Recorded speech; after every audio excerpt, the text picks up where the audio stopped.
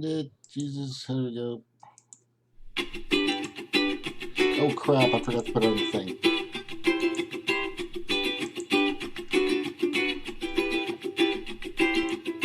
Howdy and aloha. Welcome to Manata. The earth and you are ohana. We hope you stay and talk. Ah, that's always freaking hilarious. Thanks everybody for coming on. If you're here, oh my gosh, what I need to do is I need to set up the. We might have to do it again. I got to set up the live stream for Montauk. Here we go. Hang on. You know what? Let's play it again just for the hell of it.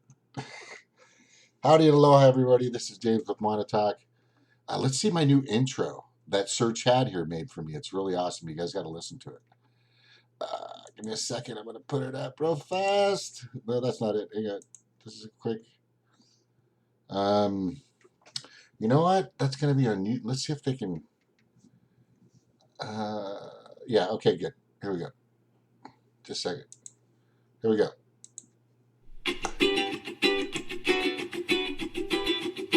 Can you see it? Can you see my Facebook? Howdy and aloha. Welcome to Manata. The earth and you are ohana. We hope you stay and talk. That is freaking dorky. All right, though. But did it come up on Facebook, though? Facebook Live? I think it did. And no, wait. What's going on? Okay, there we go. Oh, I don't think it played. Jennifer Boyle Jones, Vincent Strange Jones on Facebook. Hello, guys. Welcome. Little delay, so. Okay, as you can see, the title, Want to Talk with James. Can you hear me? I can't hear you, though. Hang on.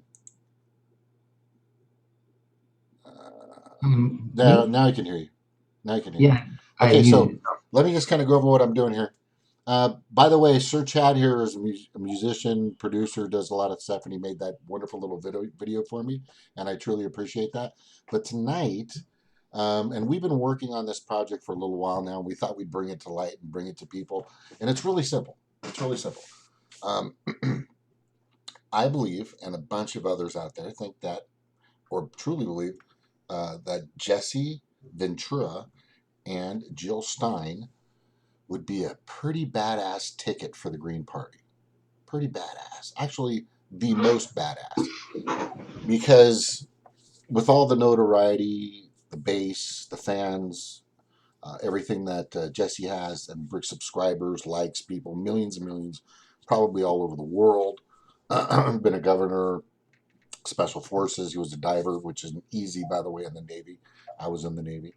And all the things that he's done, you know, whether it's conspiracy theory show or wrestling, he's working. He's been doing it for a long time. He knows the system. He knows how everything goes, which is good. And the guy's been doing a great job. He's always been there. His views, in my professional opinion, and just from my perspective and most of ours, is he's right in line with the Green Party. He's 95.6%, like right there. And we truly believe that he's there for us. And I think he would be a great addition with everything he has to offer. And it would be a great compliment as well, because they would complement each other to have Jill run alongside him. Because she has worked her ass off tirelessly to try to get, for 8 years, in 2 tries, trying to be in front of the podium to reveal all the crap and all the junk and all the colluding and corruption and just baloney criminal activities that have been happening by the 2-party oligarchy, by both parties. And I'm not just talking about the right, I'm also talking about the left.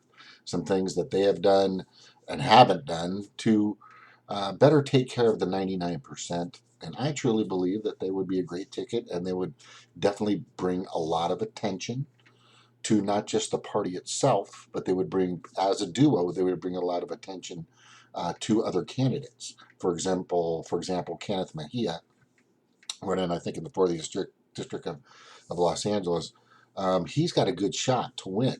Now, if you were to get Jesse up there talking about Kenneth Mejia, he would attract a lot of attention to him, good or bad. But I know it's definitely going to be good and more positive. Rodolfo Cortez also ran, I think it's 43rd or 48th district of Los Angeles, also would be happy with if Jesse mentions him and talks about him, or talks about any one of these guys, or talks about any Green candidate. It's going to go somewhere. Some people are going to hear it, and they're going to have some name recognition at that point, probably gaining thousands of new people or voters or subscribers or likes, people that'll pay attention to them. So the aspect of marketing, the aspect of branding, and the aspect of advertising, Jesse is a perfect person to bring to this party, or the Green Party. A lot of us agree with that. This is why we're calling it the Jesse and Jill 2020 project, because it's going to be a project, because there's a lot of people that are iffy, a lot of people that aren't sure, a lot of people that think that Jesse's just too much, and this and this and that and the other thing, and every argument I've heard doesn't do anything, doesn't really do much for anybody, isn't help. In other words, they're futile, they're minuscule, nothing that's really going to bring about something that's, I believe, that's important, not just to us, because I believe that the world, or the U.S. voting republic, is catching up to the Green Party. That's what I believe. I think the Green Party has their 10 key values, their 4 pillars, and people are beginning to understand what they're trying to do and what they're about. And these other 2 parties could give a shit. They don't care. They're all corporate led, they're all elite led, they're all everything led, except for by the 99%. I just want to say hi to Jennifer, Vincent, Randall, Wallace, Alice, for coming on. I truly appreciate you guys. Who else? We got Stevie's here saying hi. Jonathan Melton, Dark Electrohead. That's a fucking badass name. Just want to let you know, bro. Looks like my connection is still pretty good. And there's just so many various reasons, in my professional opinion, and just from my perspective and others, that Jesse and Jill would be the ultimate dynamic duo ticket for the Green Party. And if you have anything you want to say to, or you have an objection to it, or if you have something that you want to say that you believe is going to harm the Green Party, then let me know. But as far as any objections, anything that you think will hurt or damage the Green Party, how much more damage can a party be? That's the question. I don't think they have anything to lose in the first place. So, and they need more people, and they need more resources. That's very apparent. So anyway, I just like to introduce Sir Chad. We've been hanging out on live stream for a long time, and he's always got some great stuff to discuss and talk about. But at this time, I'm going to ask Sir Chad to go ahead and say if whatever he wants to in regards. Well, here's a big question for you, Chad, and I know you support this. And this is the question I send out to everybody. The Green Party needs something. Do you think this is something that it needs? I definitely think it is. As far as you need something to shake it up. And when you look at the elements, okay, what can shake it up? There's not a lot of people that are vocal and are able to get the kind of momentum that we need. So I mean, that's. See, I look at it with Jesse. I mean, I really like Jesse anyways. And I know some people, I mean, first of all, people aren't going to like candidates anyways. But I think the best thing about it is that even if you're not a supporter of Jesse, giving Jesse the attention and momentum he needs in order to pull people into the Green Party is only going to add more voices to to the conversation. And I keep going back to the whole primary thing, because Mm-hmm. that's the key. The key is to have the Green Party be the place where people go to have real conversations about real issues, and for people to say, okay, fuck the two-party system. Green Party is going to do it. This is the third party. We're going to break the two-party system. So, and however that happens, this is. I mean, it needs to happen, I think you're right. I mean, it's going to complement Jill so well, so well. Yeah, that's the general consensus is, and I like to say it like this, and this is what's funny, is I was going through some videos, going through YouTube, and just, I barely watch cable because cable is just a freaking nightmare. I mean, who needs 1,000 freaking channels? Who? There's so much great information on YouTube, and some of it is helpful and pertinent and respectable and somewhat factual and truthful. But then there's some throwback moments, and I was watching a little bit of uh, Donnie and Marie. I was watching I'm a little bit country and she's a little bit rock and roll, and then they used to change it up. I'm a little bit rock and roll because I think Jesse's a little bit rock and roll, and or I could be wrong, but the thing is they're a team. They would be a great team. One would be a little more rock and roll one day, and the other one be a little more country. I'm not saying country's lackadaisical or mellow, but because they can't get Taiwan down, I can tell you right now. But I think that's the kind of vibe that I get. And I remember did show a video recently about Jesse and Jill, and I'll play it later. Is they were just talking about some good stuff. They were on the same. It was on RT, I think, and they were just talking about it, some important topics, and then they had this vibe between them, that they really got along. They were so onto the same page. Imagine seeing Jesse and Jill on the podium with Ted Cruz, on the podium with Kamala Harris, who supports ICE.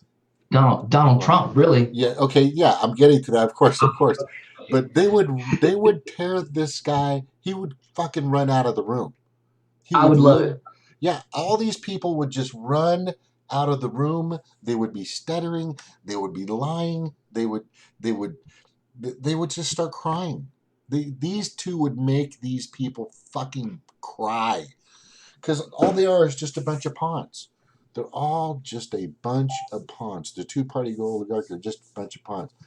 Kathy B. Hi, I'll listen and hoping Jesse will definitely run for POTUS. Also, right now, Pittsburgh Parkway is shut down by protesters. Yeah! And there's some good stuff out. Jonathan Melton. They are really interesting combination. But who would get the VP and who would be the president? If you've already been a governor, this is it. This is it. Okay? And that's a great question. That's a great question. If you've already been a mayor and these are executive positions, okay? Jill has not been a legislator. She's not been a judiciary, and I don't think she's been an executive. Has she been mayor or anything yet, or anything of that nature? I don't think so. So, but she does understand the politics and the way a lot of things work. But Jesse's been in the mix. Mm. Minnesota. He's been a mayor of Minnesota, and everything there was running fine. He did a good job, and then all of a sudden, big money came in, and just forced him out, which it's been doing to everybody. Let me see. Shane, Jesse Ventura, Green Team. I do what I can. All right, cool, man. So we got Jesse Ventura, Green Team coming. But in regards to who's going to be the POTUS, oh, I'm sorry. It's got to be Jesse. It has to be Jesse. And because do you think Jill Stein actually has a chance to actually take a POTUS position with the two-party oligarchy? Listen, I'm not saying she can't completely, but as far as let's just do the math. Let's just look at the math. She's very popular. She has good base. She has a lot of people that will support her, which I will.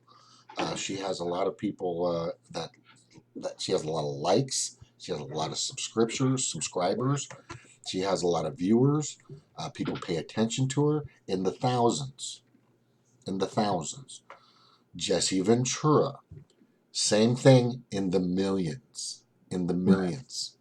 Okay? And whether people want to realize it or not, whether you want to realize it or not, whether you want to come to this realization, it is about impressions. It is about public relations. It is about marketing. It is about advertising. It's the matchup. Yeah, Like if you think about like a boxing match or any other sports kind of thing, when you match something up, and I only say that because yeah, perfect. it's not like saying not to say that Jill Stein wouldn't make an amazing president, because like you said, she's intelligent, she's on point, like her knowledge of everything, she's so articulate, and she's really good at keeping her cool under that pressure, especially when the media, when they're hitting her. But as far as, like you say, like that initial the I guess the way it looks in one way, Jesse is going to be able to, standing Jesse up next to the people that he would be actually going against, he'll sweep the floor with them. You know what I mean? Like say matchup, like saying him between Trump would it would be so amazing, because it would make Trump look like, I mean, you already know the little bitch he is, but still, you get what I'm saying. Here's the most important thing that I really want people to understand is when you're talking about what we're up against. We are up against two monolithic, ginormous monsters. These are fucking. They don't ever believe they don't have money. Don't ever believe they're going bankrupt. Don't ever believe they can't. They can't pick up the phone and say, "Hey Soros, hey Koch brothers, hey whoever, I'm running low on dough for my campaign. What do you want me to do for you?" That that's what they're up against, and what you have to use if you don't have the resources that those the Dumbocrats and the Republicans, and I'm only saying that to the judiciaries and the executives and the legislators. I'm not calling the voting republic those names. I'm talking about the puppets of the elite, of the corporations, of the super PACs, of the um, uh, giant lobbying bodies, the people that are storming and have free and full access to the halls of Congress more so than your simple citizen who used to have that kind of availability decades ago. But then they changed laws and they moved things around, and money was shifted here and there. And the next thing you know, we've been pushed out of the system. And if we allow it to continue, we're going to continue to be pushed out of the system. We have to open their eyes. So there's three things that this ticket's going to do. It's going to bring a lot of attention. They're going to get exposure. It's going to be great for marketing. It's going to help a party. Two, they're gonna expose what's really happening. They're gonna get time on the podium.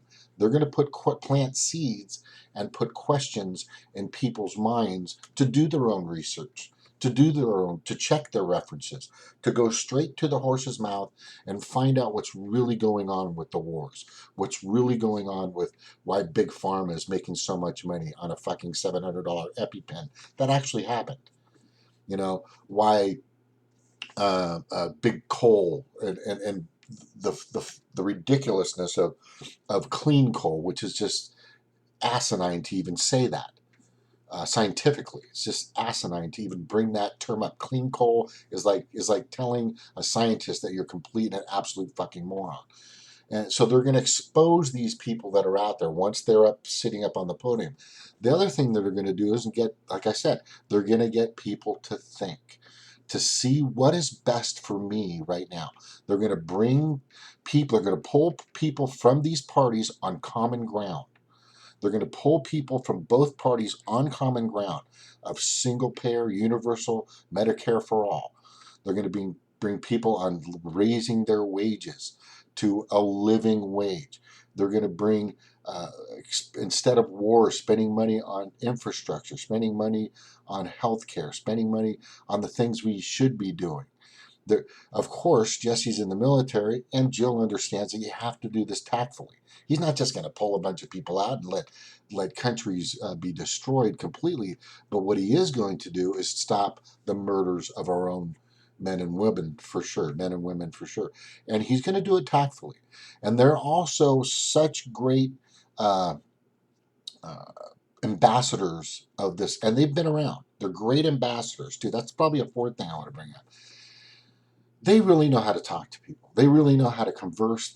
They'll try to fix relations nationally, internationally, with foreign relations.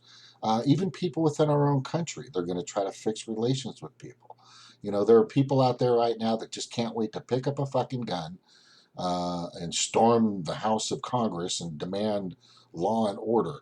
And right now, in my professional opinion, those people are fucking nuts. I think there is a different way to do it, though. I think there is a better way to at least give us the best chance, the best option that we have is bring the attention, get the issues out, challenge those that keep sidestepping and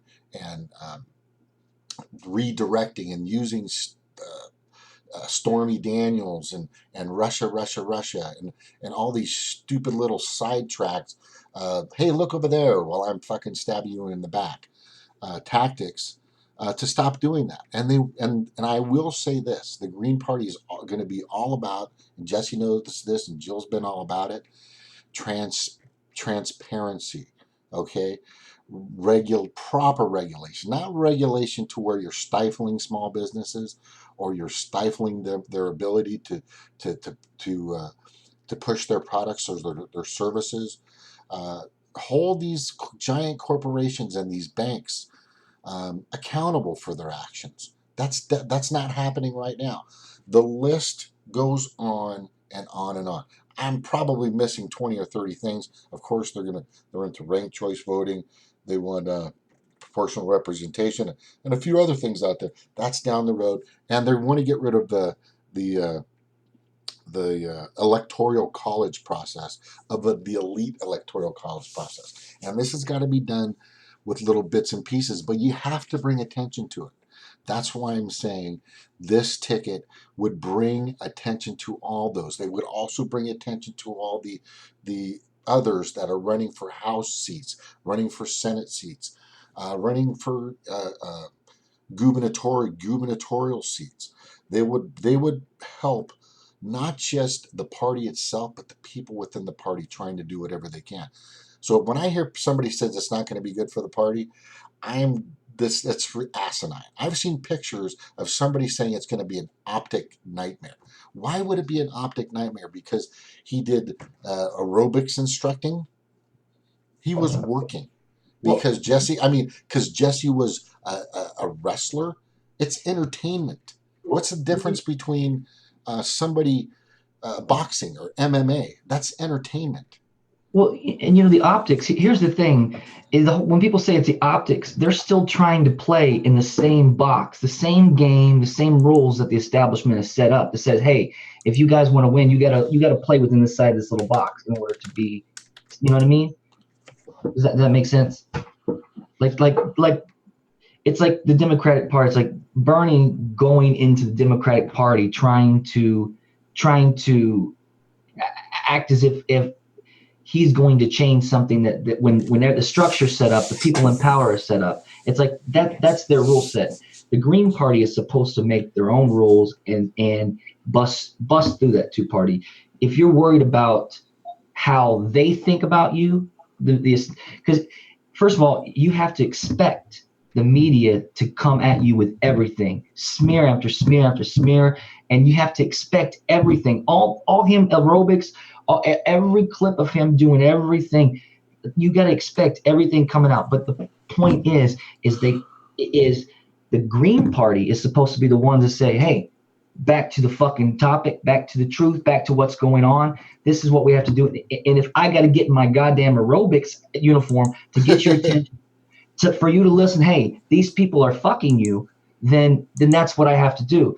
So the smear and the blackout, that's how you know you're scaring them. And then once their party's already folded. The Democrats and the Republicans are all splintered right now. Everybody's splintered because everybody sees it. It's a two-party system, and it says you have to pick a side, even though both sides do their own dirty in their own way. Whatever, like it's like people don't like certain things, and they pick a side based upon what they don't like about the other side. That like the other side does worse things based upon what does that make sense? So, the when people go into the whole optics thing, or they're worried about the great, how can you be safe? What's safe? Like what I'm saying? Like if you're not talking truth, fuck the optics. It's the truth, and that's the thing. At first, it because people get shocked when they hear certain things, or things are happening like this whole Jess thing. But the idea is to get the conversation going, because once people start talking about it and they get going and diving in, that's when they start seeing the bigger picture. It's never right away that people are able to understand the theme, or the pulse, the thread of what's happening. And we have to give that information and show the people of America, the world really, that we can organize and stand up to these parties, because we can connect. Us connecting and taking control of the narrative will shut these people down so fucking fast, and that's really all we can do.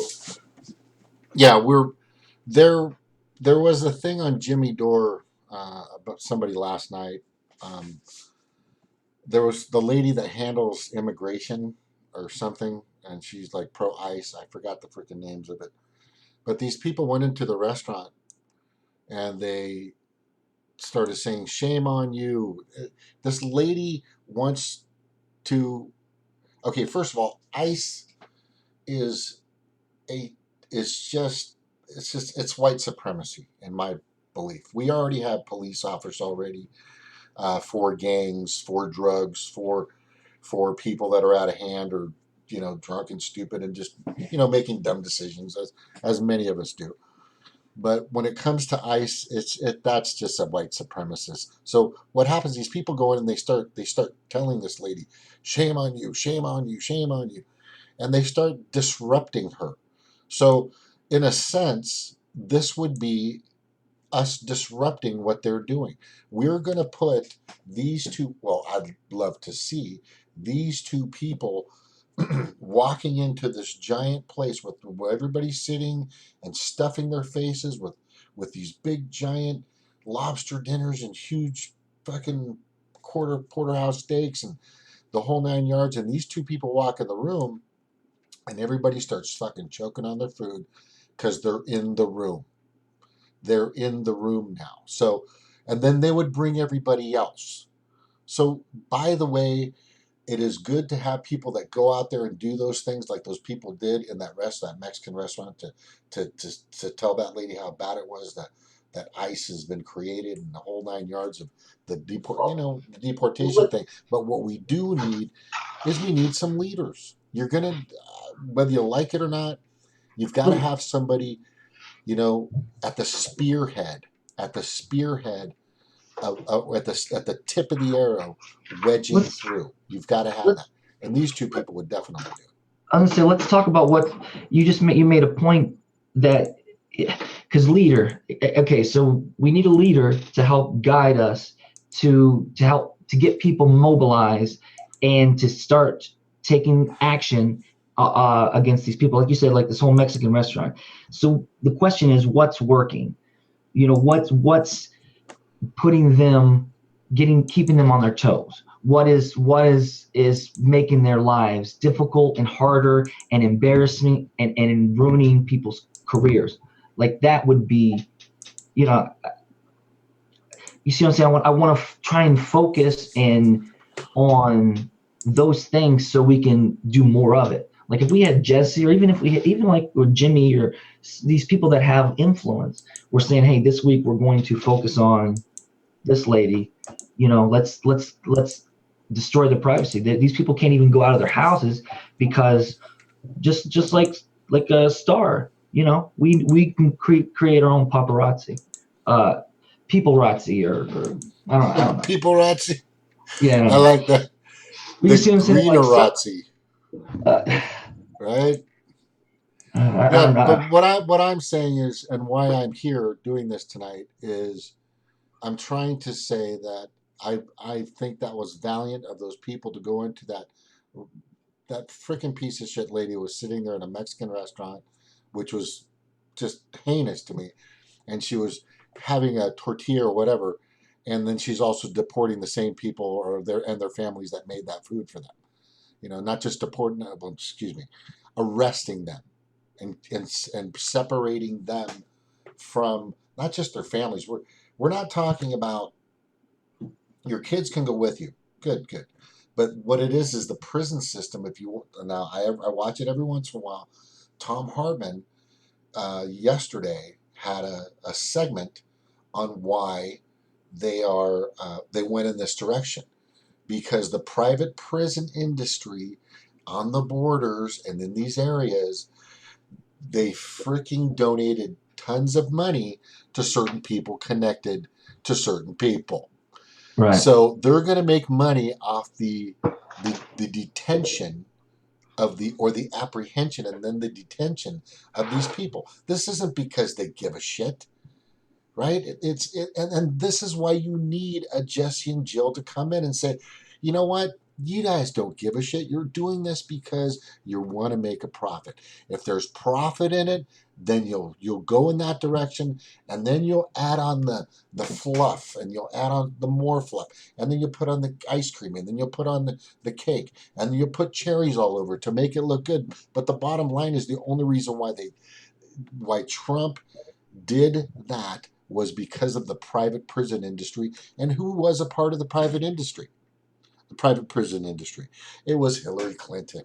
She promoted them. She sold them. She was their biggest advocate, right? Against the black predators that were out there. Predators.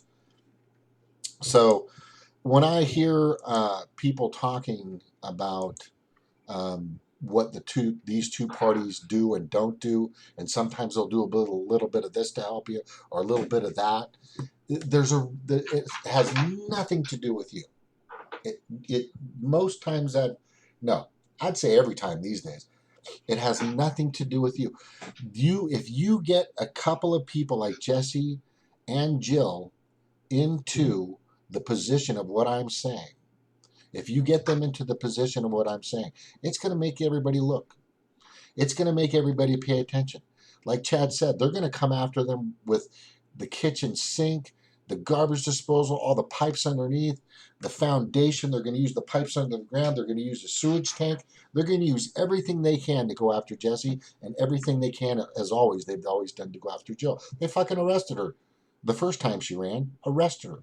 Somebody running for president because she wanted to go into a debate to, to talk to people, and she was protesting out front. So they threw her in jail. Right.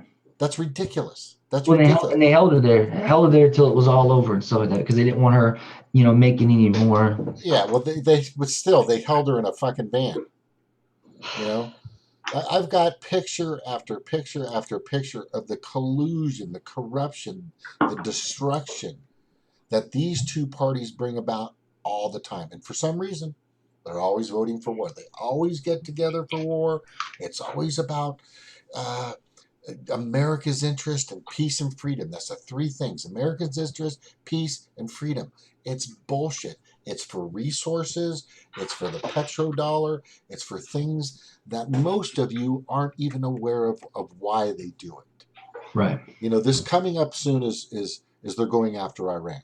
Okay, Bilderberg, everybody was in there. They're trying to plan it. There are people that, like the show We Are Change, which is a great show, brings some really interesting information, and a few others out there in regards to what Bilderberg was planning, which was a summit with a ton of people. Now, can you see um, Jesse and Jill showing up to Bilderberg? Do you see them like, wow, I can't wait to go to Bilderberg? Fuck no. They would probably tell whoever's going there to uh, if you're going to Bilderberg, I will not support you, because Bilderberg is nothing but a bunch of elite the elite and their puppets and their employees and their crafty little assassins, right? That's what Bilderberg's did. The G20, same thing. All these giant elitist meetings that these people have nothing to do with you. Have nothing to do. I'm not bringing up the New World Order, but I am going to tell you this. There is a point to where they really want to control everybody, where they really want to have their finger on everybody. And they want people to be stupid, dumb, naive, ignorant. Because they need that in order to continue. See, they figured out, they understand how it's run. Just like a family of carpenters or a family of fishermen, they pass along certain information. Well, there is a way that these people look at the world and the way that they use the working class in order to continue their power, continue the money. The thing with America is we're a sovereign nation. We write money into existence. There, what people need to understand, and it's the point you're making about, because I saw where yeah, company had lobbied a couple million, and they got $170 million contract for this detention shit, right? Mm-hmm. We have to understand what their hustle is, how they're doing it. And if you're a sovereign nation, basically you write money out of Oh, existence. shoot. Having control of that bottomless pocketbook and creating ways for you to make money and to keep while having the people make that money worth it. The people are what make the money worth it. They need the people in that position so they can continue extracting the money, have that value. So again, my point is that's their model of corruption. And pick a politician and you'll see how they're doing it, how they're using their position in order to get contracts, in order to do the passing money. People don't understand that's how they're doing it, or that's what they're doing. So you made a point, but people are against the corruption. So Jesse, and Jill, the Green Party is a good place to meet, where it can be honest in a way that makes even the right feel comfortable about supporting the issues. Because conservatives are against corruption just as much as a fraction of the left. I don't know. I feel like the left is a little bit more blind, a little more blind spot. There's a little more of a blind spot because that's what it's supposed to represent. So they don't realize when the left side that they're propping it up. So okay? So I get you. In a nutshell, this is not to wrap this up though. But by the way, real quick, I sent some invites to certain people that were going to come on. I have one, two, three, four, five, like six different windows up. I'm babbling at the same time. I do not have an engineer or a producer or an assistant to check everything, and I apologize that I missed you, because when I'm on the OBS, I can't see if it's coming in, and I didn't hear a doorbell, but I think somebody was trying to come in. So please try again if you can. The people that I sent those invites to, if you want an invite and if you want to come on, just let us know in the chat. We'll bring you in if you have any questions or anything. But right now, this is totally and completely about the Jesse and Jill 2020 project. And this is a project that I'm going to continue. I'll probably do it once, maybe twice a week. For people that, if you have any questions, concerns, or anything like that, if you want to bring up some points for or against, let me see, how does one get, just let us know. We'll try to give you the answers that we're looking for. Actually, there's a family tradition of opportunism and sociopathy that gets passed on from generation to generation among the exorbitantly wealthy. Oh, for sure. Dark Electrohead, thank you very much in our live chat. That was brilliant. Yeah, Chad, perfect point. There are things that have been running in the same way for a long time from the same people, and everybody brings up the Rothschilds and the Kochs and the Soroses and the Walmart people, and it just goes on and on and on. But who's really talking about them? Who's really trying to take those people down? Who's really actually saying that that needs to stop? The people that are actually doing that right now are definitely Jesse and definitely Jill Stein. They get together, there'll be a huge megaphone to keep that and to stifle that, to keep that from continuing. Now, I want you to be successful. Okay, I want you to have what you want. I want you to be able to travel around the world.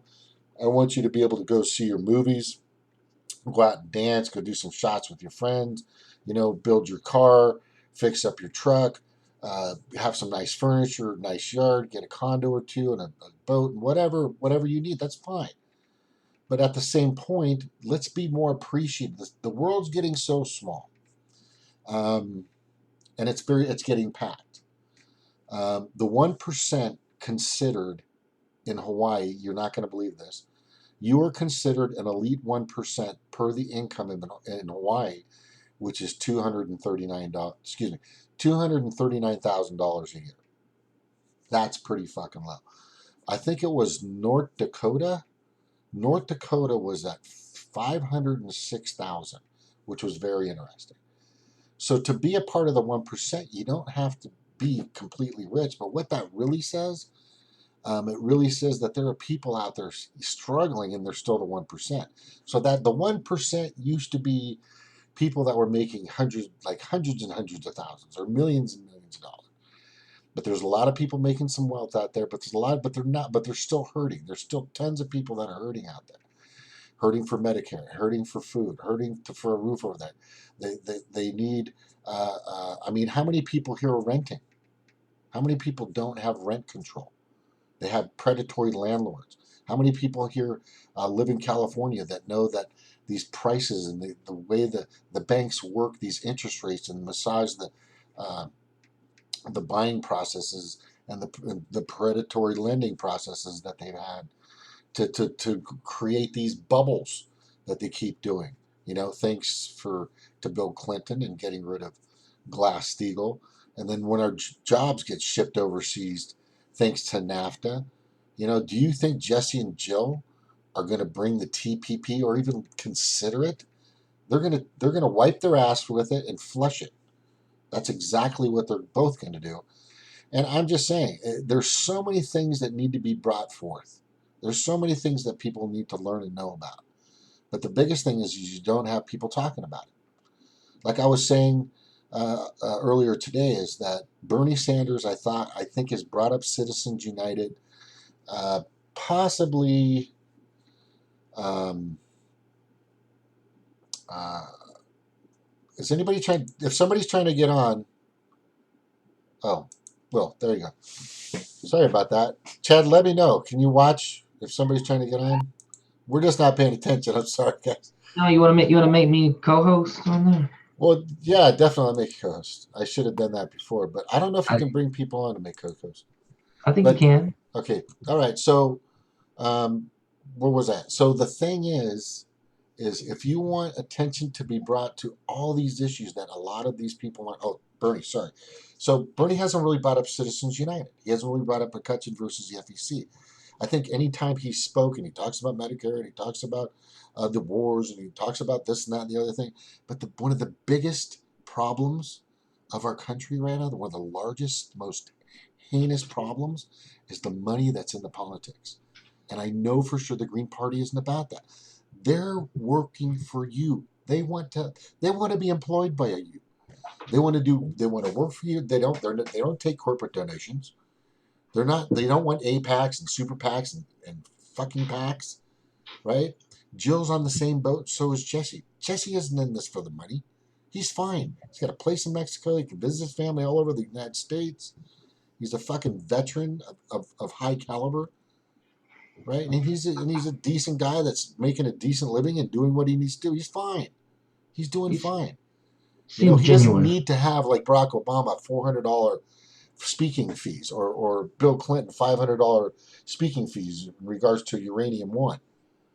Because you got to have more money. You got to have more money. I get it. I want you to be successful. It's okay. But if everybody has health care, If everybody has a decent wage, are you going to need guns? If everybody's got medical attention and able to see psychiatrists or therapists or counselors, are you going to need guns? Do you think there's going to be more domestic violence? Right. Do you think Well, there? Of course not. There's not going to be. What I'm getting to is this country is so ass backwards. These people would these two would make sure that the rest of the world would indicate me talking about. I'm telling you about it. I've seen it. I'm researching. I'm hearing it. But I'm just me with, 200-300 subscribers, and almost 5,000 Facebook friends that I don't even know hear me or pay attention to. But what I'm saying is they can bring a lot of attention to the issues I'm talking about, especially to the Green Party. William, you're on. How you doing, buddy? Welcome. You look fantastic. Nice jacket, by the way. Did you Oh, get thank that you. job interview? Just wondering. Oh, no. I'm fine where I'm at. What's going on?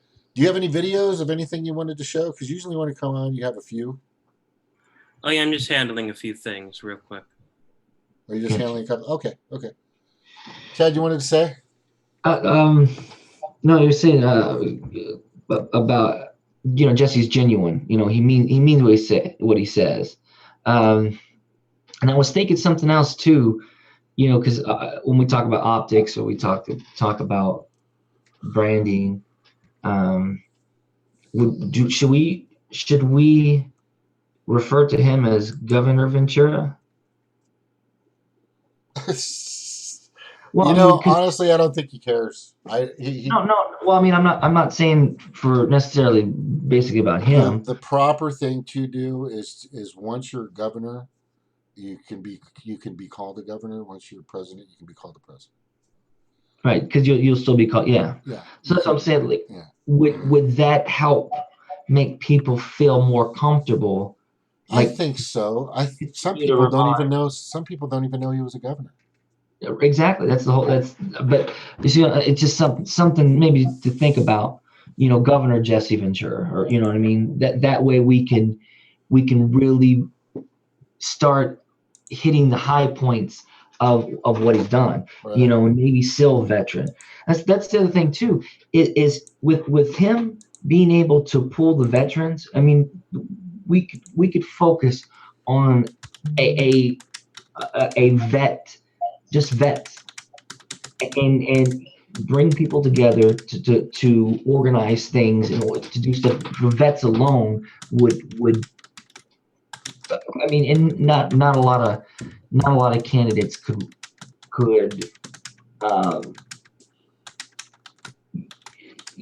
have his position, because he's obviously anti-war, but he's still a vet. You know what I mean? Like the vets that they really push, on the media and stuff like that are very pro-war, that kind of thing. It's just another. It's just something important to remind people. Navy SEAL, governor, those are like your to make people feel comfortable. But at the same time, then you have the people like, okay, well, if he was governor, then he's part of the group. You know what I mean? No, not that's it. See, here's the you can be part of the contractors. Of course, but that's such a small segment. You can be part of the system, is what you're saying. But if you've never been a part of the system, he's never been a Democrat. Right. Never been a Republican. Always been an independent. Right. Right. He wore his own label, which is totally and absolutely up to him. He's free to do that. And the problem we have with our system right now is the voting system is so terrible. Whereas you have to register either or if you will get more preferential treatment in the voting booth or getting to the voting booth or being part of the voting booth or the entire process if you're one of the two-party oligarchies. If you're any other party, some of the states don't have access. Some of the states don't even recognize you. Some of the states will make you write in. So, and that's the problem. And they both will bring more attention to that. We shouldn't just have a third party. We should have 3, 4, 5, 6 parties. There's nothing Right. wrong with that. There's nothing wrong with that. Well, That's and then, go ahead. and I was gonna say that's when when you have a good candidate is when there's a lot of cross support where people feel comfortable. Like, okay, well, this is maybe something that I identify with on all these things, but I can, because it's really, everybody kind of wants the same thing. It's just about the vehicle to get there is kind of different. That's what kind of makes up the outer parties, I guess, strategy wise. When we talk about the greens. But you're right.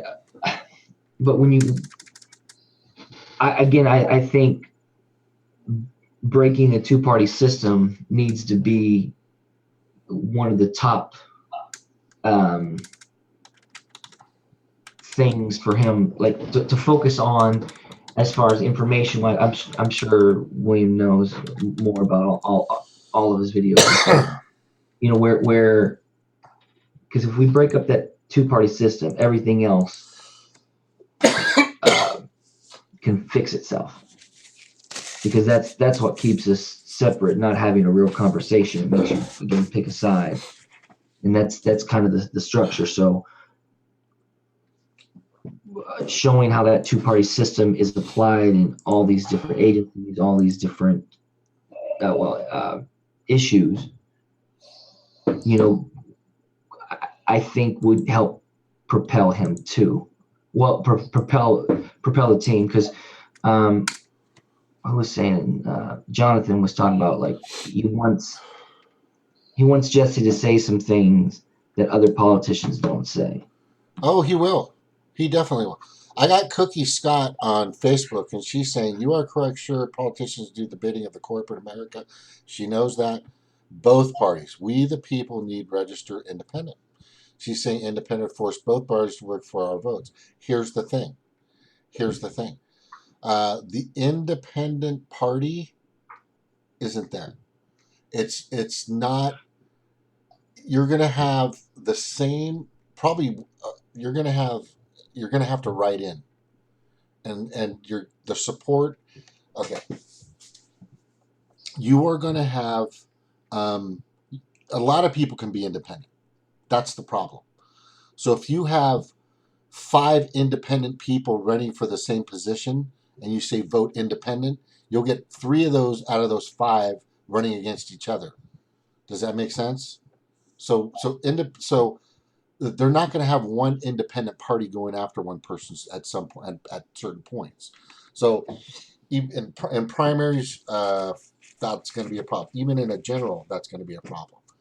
Well, If you have to hold on, you have to decide on a party in most states, for sure. You have to decide on a party in most states, and there is no the independent party doesn't have a platform.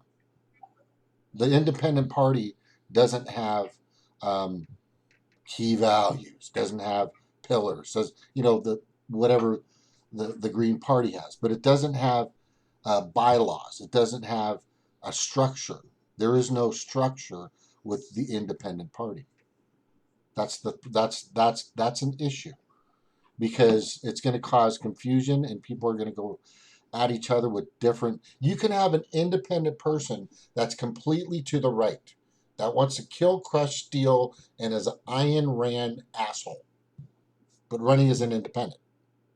You can have an independent person that loves bunnies and wants to give the world flowers. Okay, that could be an independent person. In the world we live in the culture we've created, and the processes that are now here with us now, there's a party you must pick in order to win in most cases. Now, Bernie was probably an exception, but that would have been very hard for him as an independent, and he knows it.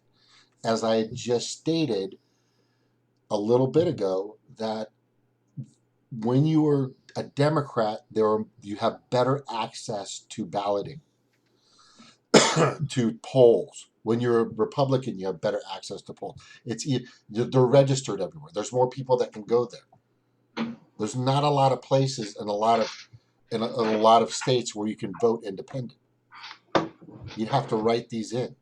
A lot of people don't want to write stuff in. It's a good idea. It's important, and it's yes, there should, but it should independent should be, what does the independent party stand for? It's not a party. That's the thing. Well, exactly. That's what I was going to say. Like, in independent, like in Tennessee, the Green Party doesn't have ballot access. It's not an official party because not enough people. Yeah. Even Jill Stein, when she registered here, she had to register as an independent. She just had the Green Party's support. The whatever the Green Party's. So I mean I understand there's got to be a lot of sub strategies, but I agree with you. Like, you need a party, you need organization in order to make things happen. Running as an independent, it's up in the air whether or not you're going to get somewhere, and you're going to have to be a real incredible and independent person. But in order to win an election as an independent, basically. Yeah, it's just if we set it up properly, you're not. You see, the system is so rigged. There's a CPD. I don't know what the frick it stands for, but it's the election process, and it's a corporate entity. They're not government. They're privately owned, and they dictate who's going to be on the podium, and they dictate what the polling is for you to be able to debate with other candidates. It's fucking bullshit. So there's a lot of things that are in our way to bring in other parties, and the two parties that are in now aren't going to allow that to happen. Who's going to bring attention to that? Ted Cruz? No. Who's going to bring that attention to that? What's that guy, Perez? No, he's not going to bring attention to that. Who's going to bring? Keith Ellison's going to bring attention to that? No. Kamala Harris is going to bring attention to that? No. Okay, none of those people are going to bring attention to the fact that the entire freaking system is rigged against the insertion of a third party. The only way you can get people to understand that is this is part of the process of what I'm talking about. If they don't become elected, if they don't even get close or something, who knows what the hell will happen. But if they run, they'll bring a ton of attention to that topic and many others that are not brought up. I'm not talking about, taking the whole cake. The project is to get them in front of the camera, get them exposure, and if people start listening, if people start understanding, if people start doing their own due diligence and they start doing the research and they start going, fuck, I had no idea I was being fucked like that with a stick of sandpaper, then they'll start to get what's really happening out there, and they'll go in the right direction and start to bring in a party or independent party uh, 1 or independent party 2 or people that can better come into the system. Excuse me, to not come into the system, but change the system. Because I'm hearing right now that Justice Democrats are going to go into the Democratic Party and they're going to really change things up. Fuck no, that is not going to happen. They are not. What's going to happen? Who's that guy that Chappelle's looking for? Kyle. It's his son's godfather or something. I'm trying to remember his name, but he was on recently.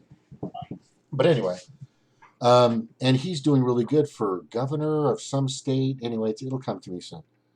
But the thing is his whole platform is very democratic. It's very DCCC,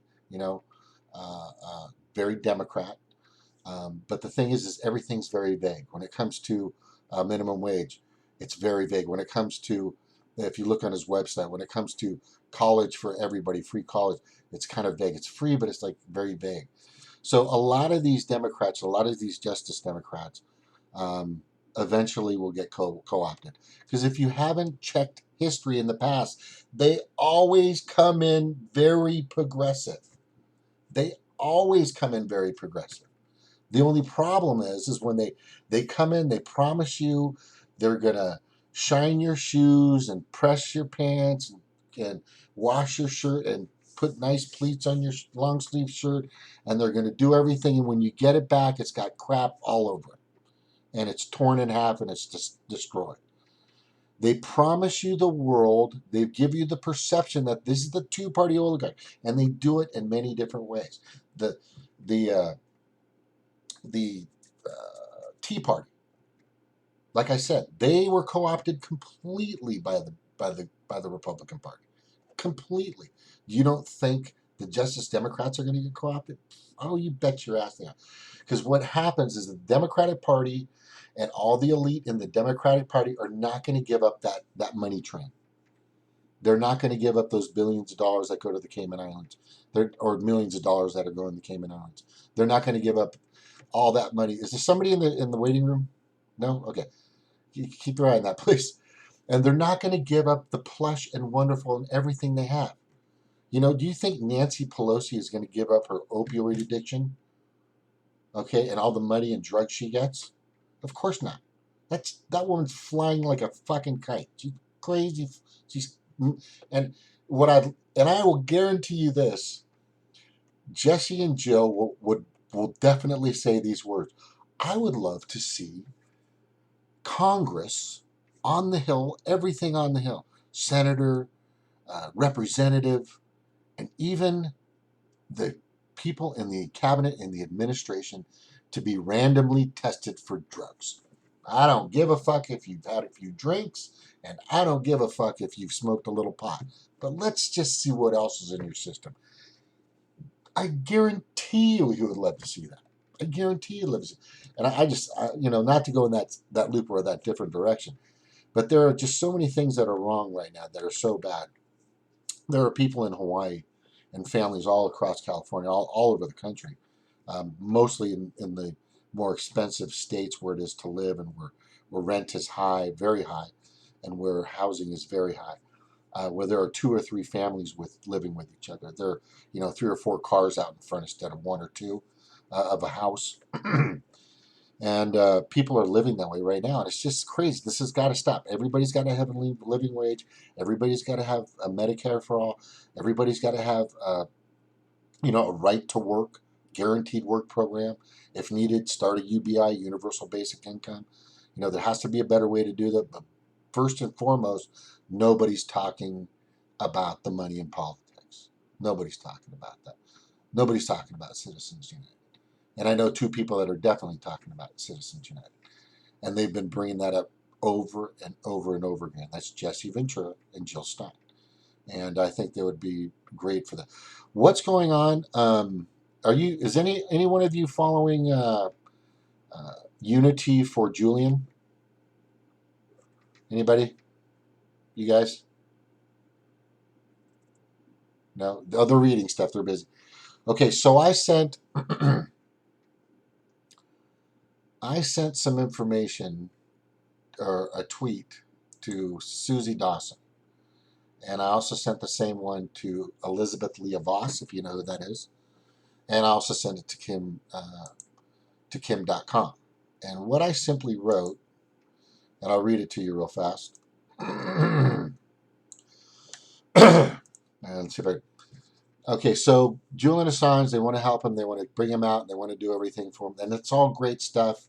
Unity for Julian, that's great. The donations help for sure. But whom exactly are you all targeting? Are they targeting? Who exactly are they going after? I mean, they're getting donations. They want people to help and try to free him. But what they need to do is direct people to go after the right people that are imprisoning him. The UN. Okay? The UN has kept this man behind bars for a long time with the assistance of certain countries that WikiLeaks has exposed. So And everybody knows he's not. If you ever come up to me and you say Julian Assange is a terrorist, I'll just know automatically that you are completely uneducated when it comes to what's really going on in the world, and you'll just be considered by me a moronic buffoon. But anyway, I know most of the UN hate WikiLeaks, but how about targeting this guy, Antonio Guterres? Antonio Guterres, United Nations Secretary General. He's like the leader at the United Nations. Just voted in. Okay, go after him. Target him. What is he afraid of? Right? Go after the General Assembly. All the representatives that come from all the other countries of the UN. Talk to these people. See what they think. Email them, text them, phone call, tweets, Facebook posts, comments, etc. Just bombard these people with why are you going after this guy? Because they're all scared of him. Everybody at Bilderberg is scared of him too, for sure. That's the sad reality of it. The other thing is, these people aren't squeaky clean. Something's going to come up about them. They're all colluding or corrupted or doing something with somebody. But there are only two people, besides all of our legislators and all of our judiciaries and all of our executives in the United States, all of them, all over the country. There are only two people in this country, American people, that have been a governor and has ran for president, that want nothing more than to free Assange, to keep truth and fact alive. And those two people are Jesse Ventura and Jill Stein, for sure. These two people want people like Snowden to be able to, and Jesse's even said it himself, those people are heroes, but they're labeled as terrorists? What the fuck is that about? It's ridiculous. These people are exposing government and corporate activity. There are people out there that are exposing corporate connected government activity that is so heinous and so bad, and and and creating inequality and doing some terrible things to the masses or the 99%. And people finally expose this because they just can't handle it anymore. They just can't hold it in anymore. They can't keep plugging in the same information or working for the same person and going, my God, I can't believe these wars and these deaths and these slaves and these people are still going through all this crap. How is this still fucking happening? My God, right? So they say to themselves, I'm mad as hell and I'm not going to take it anymore. And they leave. Or they put in a thumb drive, okay? Like Seth Rich did. Put in a thumb drive of the Podesta files, or the Podesta emails. And he pulled it out and he took it and they gave it to WikiLeaks. And he did that for you. And then they sent some people out to take care of this guy because he was the witness of doing it. He's the one that physically did it. So they took him out. Okay? And if you think he was randomly killed by what is that, a bogus burglar attempt they call it? A debauched thievery attempt? It's just Robbery, yeah, ridiculous. botched robbery. A botched robbery. I don't think I've ever fucking heard of the term botched robbery, right? And I've been to jail a few times for stupid things. But I've never heard anybody ever say a botched robbery. And the media didn't even bring it up. The media just squashed it so fucking fast. But the thing is that man would have been labeled a terrorist at a certain point. He was in the crosshairs of Hillary Clinton and the Hillary and the Clinton mafia, or the DCC mafia, I call it. Okay, and this stuff has got to stop. And there's a mafia on both sides. The FBI is more buddy buddies with the Democrats. Everybody fucking knows that. And the CIA is more buddy buddies with the Republicans. Everybody fucking knows that. And this shit's got to stop. And why? And who's going to stop it? The current people that are in office now? Fuck We're no. gonna stop them. Huh? No, Who's gonna stop Jesse. them? Who? No. We're Who's going to gonna stop it? stop them. We're gonna stop them. Sorry, I was trying to do like a rally. I was trying to do a cheerleader. Just do a wave. Jesse We're and gonna Jill. stop them. We're gonna stop Who's them. gonna stop them? No, but who's gonna do it? You know, it's not gonna be Kim.com. He's fucking in another country. Take You know? Jesse and Jill, Jessel. Take JJ? the Jessel vessel. Take the Jessel vessel. My brothers. That's what I'm saying, my brothers. Jessel Okay. vessel. Oh wait, you got somebody in the chat. Okay, what is that? William's got, what is this? What is that, William? I think Stevie was trying to get in. She said she got kicked out or something, or I don't know. Maybe I'm reading the chat wrong. You know, let me put the invite back out there. I'm gonna bring it up. I'm gonna put it in the live chat. Just wanna, because maybe it's a different one. Maybe another one popped in or something. I don't know. I'm gonna put it in the live chat right now. And anyway, James, the link that I sent in is a video. You know, it's just one that I think summarizes the whole Did you make immigration stuff and all the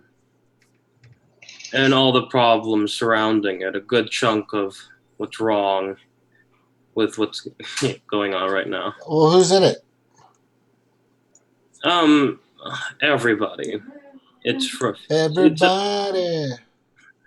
Okay, so the video has Bernie, Ralph Nader. It also has Obama, Trump. Why don't you play it? Go ahead and play it. Play it all the way through. I'm going to take a break. Yeah, let me play it. Yeah, I'll go share ahead and play it, man. All right, let's do it. Anyway, you guys, the reason why we're here, Will, you're the one who sparked it. I appreciate that, buddy. And for Jesse and Jill, and then Chad kind of jumped aboard, and we got a few other people out there jumping aboard. But it's good to have. It's good to have. And more people are. And we're very fortunate we have some people on Facebook, and we want to thank all those people for coming aboard and listening to what we're trying to do and what we're trying to say. There are other people watching. I've got 1, 2, 3, 4, 5, 6, 7, 8, 9, 10, 11, 12, 13, 14, 14, 15 people in my Facebook watching. And then I've got, I don't know how many people are watching. I can't really tell. And YouTube, I think we have 15. Try it again. I put it in the live chat, whoever's trying to get in. All right, I'm going to share this. Phraseology. I certainly don't want to impugn the motives of anybody. That wasn't the purpose of my question. But Mr. Nader, let me ask you frankly, would you agree with that, Mr. Nader? Well, when you hear talk of the need to stabilize markets, and when you see the concerns from Fidelity to Goldman Sachs and Salomon Brothers, you have to assume what can be quite easily proved on further inquiry, that they do have stakes here that they don't want to lose. I find it difficult when I hear privatization as if it's automatically a good thing in Mexico. Privatization is creating corrupt monopolies, enriching the most undeserving oligarchs in Mexico. I think an investigation of the situation would indicate that the people who have most to lose and the people who have most to gain would be large banks and large corporations and wealthy individuals. Then why did you deport 2 million people? Jorge, we're not going to. For 6 years you did it. You listen, destroyed many families. Jorge, you called me deported. You called me deported. Excuse me, sit down. You weren't called. Sit down. Sit down. Sit down. Go ahead. No, you don't. Go back to Univision.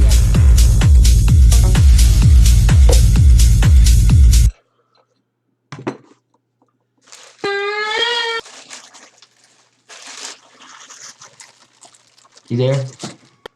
Yeah, I'm here. All right, yeah. I was, dude, I was waiting for some sort of remix to break in with that music. Like I thought you were gonna like throw the clip in there of the guy like saying something like that was basically for like against the corporation. Right. It was kind of, you there? What? Yeah. All right. Are you gonna continue it? Because it's almost over. There was only 2 minutes on it. I had already taken off. It was hard because of the music was making it hard to hear what was being said. Can you? Oh, it's getting hard. I'm saying it was hard to pay attention to because of the music. You mean to put it back on? Let me pull it up.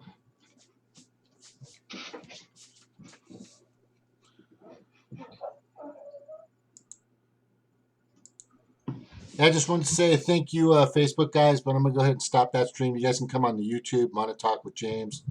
Aloha. Aloha. Thank you. Mahalo nui aloha. Yeah. All right, let me do this. That's not what I wanted.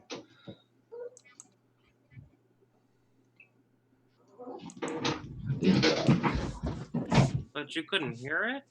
That's what I'm confused about. The words. I was saying the sound, it was hard to follow because of the level. Does that make sense? Hold on a second.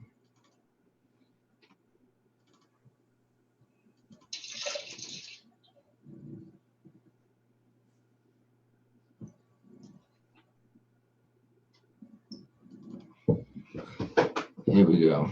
Put this on there real quick for James.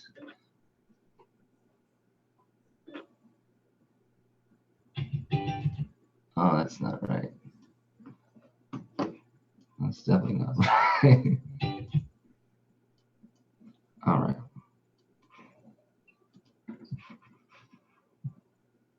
How's everyone doing tonight on Mana Talk?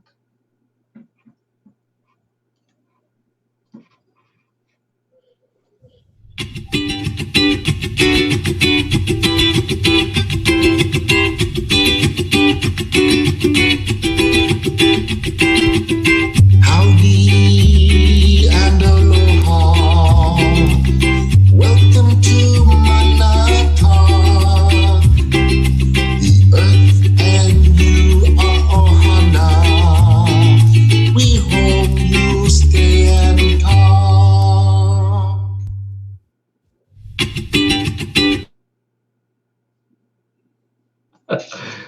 Oh, anybody else? Hello? Anybody else out there right now in YouTube land?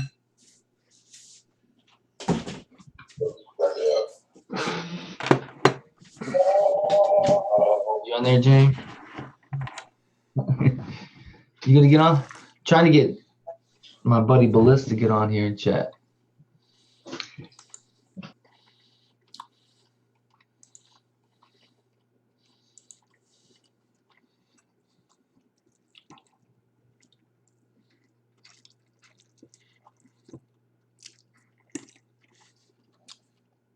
I'm just eating. I'll be here in a sec.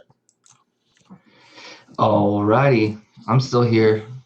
I was just dealing with some bullshit. Yeah. No, I am pumped about working on this whole Jesse Ventura Jill thing. I really do think it's But yeah, look, Chad, I think I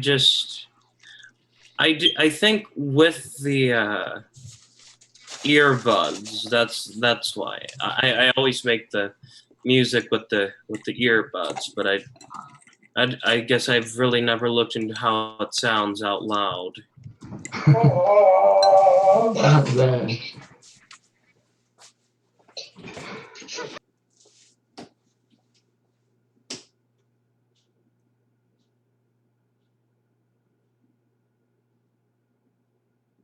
Chad, you're on mute.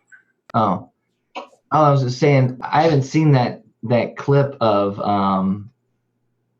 Obama talking, like where he starts stuttering when what's his name talked about him deporting. He was like, that's a good clip. I don't know why it hasn't been twisted and shared around and a lot more. George Ramos is a good reporter. He's I think he's the only like channel news person to have asked the Green Party to come on for a town hall.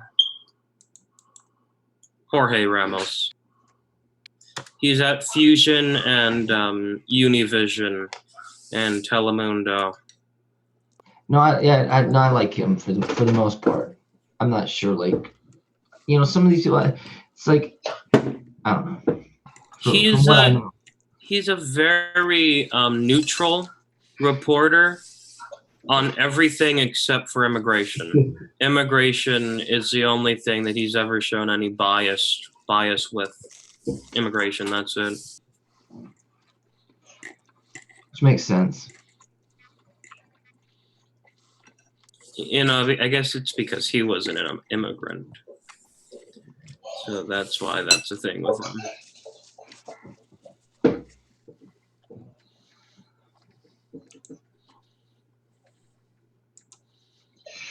Is Shirley out there?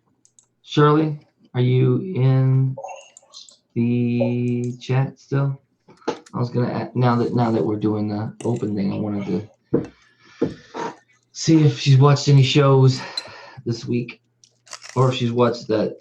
There's a new one that just came out. I mean, Chad, do you have earbuds? Yeah. Oh, you want me to listen to it with earbuds? Yeah, because I think that's how it's best done, because then you can hear the words. Well, I mean, I could. You just edited it and put the thing there, right? Can you lower the music? I mean, dude, honestly, I really thought it was going to go into like some sort of remix where the words were, and really that's what you kind of should probably do with the music, is like have them repeat themselves a few times, and that would be more. It'd catch people more a little bit because it's because of the way the. Chad, I guess it's just because, I don't know, sometimes my brain hears something more than it does, so it's good to have feedback. But you can play it again. It's only 2 minutes, and just look at it all in its entirety and just tell me everything so I can get everything right on the second try. All right, let me do this.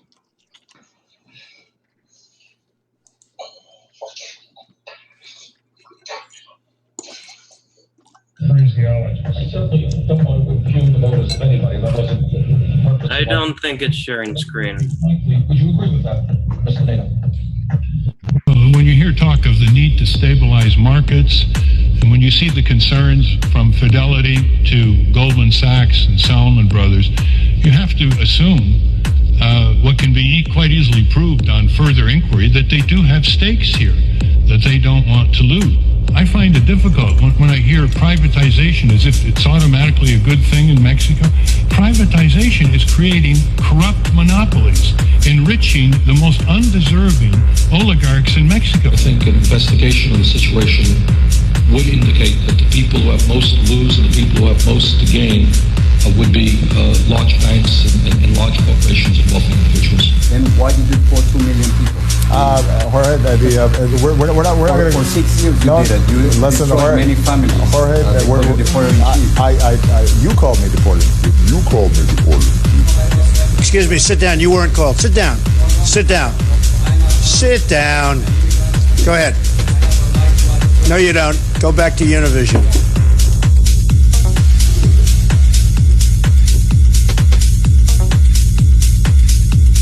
Privatization is creating corrupt monopolies, enriching the most undeserved oligarchs in Mexico.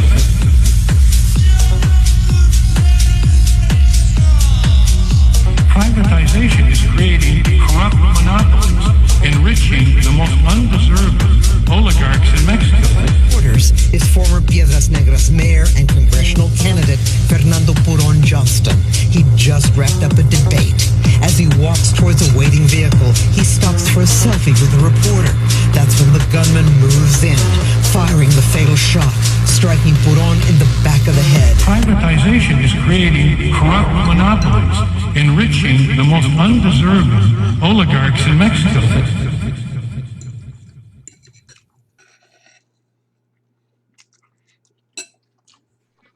Hey, Rebel. So, can I get any more critiques?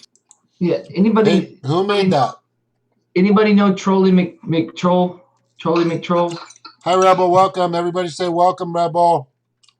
Hi, Rebel. I'm sorry. You're mute. Hey, welcome. Good to see you. Good to see you back. Hey, William, who made that? Where did you get that video? Yeah. Well, I put it together. Okay, I like everything but the music. It gets in the way of the words. Everything's great. I love it. Well, Chad just told me to turn down the music. Yeah, but I mean, and if you're going to chop it up and make it like a remix, like, where it repeats what they say, like to make it funny, you can do that. But otherwise, it should be just simple clip. I'll be right back. Without the music, because it'll be a little bit more. But no, you guys. It's just the music is going over. It seemed like it was going over the what they're saying. So yeah, I will turn the stuff. But good stuff. Does somebody know Trolley McTrollface? No. There's Trolley McTrollface is in the waiting room. James, do you know Trolley McTrollface? Does it sound like a troll?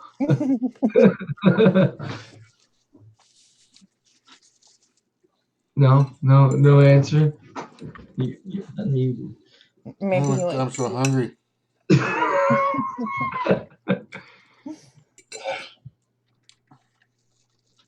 Oh, who's Trolley McTrollface? I don't see anybody. Anybody in the chat? Trolley McTrollface? Electrohead? Snork says, I am Trolley McTrollface. Oh. Work. I'm like Trolley McTrollface. Like James is gonna kill me if it says troll. So that's what I do. Troll mania. Oh my God, you have a tan, James. I was doing that during Kelly's test, and I forgot to change it back. Trolley McTrollface. I was like, damn. Well, you guys are getting good at listening or watching for that. We're trying to get better. We're kind of free on Jesse now. If you guys want to talk about anything, we're just opening it up. Yeah, we don't have to talk about Jesse right now. How are you doing, Rebel? You haven't been on here in a minute. I'm okay. Yeah. I mean, I think. Just went through some shit and I'm working my way out. Well, that's what we're all working way out of our own shits, right? Oh, I went through a trippy though. The other day, do you remember the Jesus movement? Jesus? The Jesus movement, the Jesus people. Linda Meisner, all them, the cross and the switchblade. Well, I think that was probably before your time. It was like a hippie hippie thing. There was like communes and they lived together and all it was Jesus and my brother had me live with him in one of the communes, and Linda Meisner, one of the big leaders of it, used to comb my hair when and she used to just love me and everything. I ran into that woman. She is so old. I mean, it's just like, what a fucking trip that was. And she's still Jesus power. I just wanted to make something I just wanted to kind of sort of correct something that James put in the email, if that's okay, or if that's okay to talk about the email publicly. I'm not sure. Can you talk about the email publicly? I mean, sure. I mean, okay, let's just get into the Trump thing, James, I think, kind of sort of said, about the conference that Jesse had with Trump. And the more I look into that news conference, the more I see, well, that's just because Jesse was the highest ranking Reform Party member at that particular point in time. But with the things between Trump, Buchanan, and Perot, Jesse left the party and then, I guess, stayed an independent and then endorsed Ralph Nader. But in that news conference, Jesse never endorsed Donald Trump. In fact, when they said, "Does this mean you're endorsing Donald Trump?" Oh, okay. Yeah, sure. Anyway, Rebel. I've been going on for too long, but I just wanted to just say that Jesse never said that he was endorsing Donald Trump. Rebel, your turn. This is your turn because we haven't seen anything from you in a while.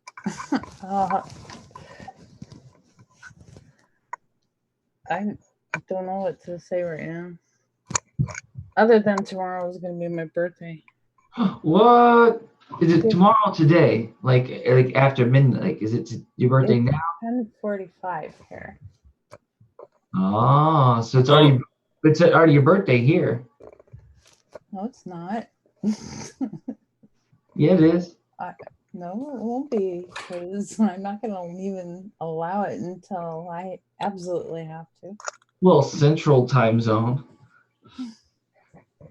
I was born This is why I hate time zones, people.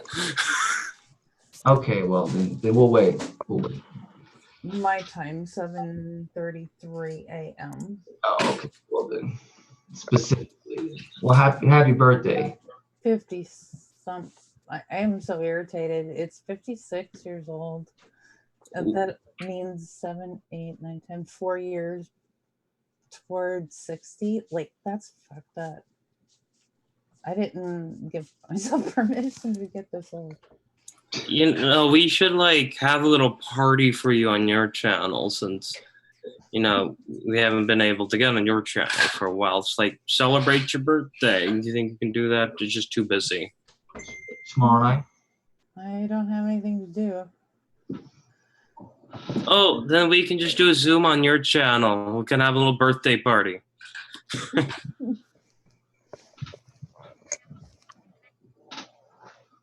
Oh, wait, I can only have 2 people now. Right? You can only hug 2 people? Have 2 people? Because I have the free version. Oh.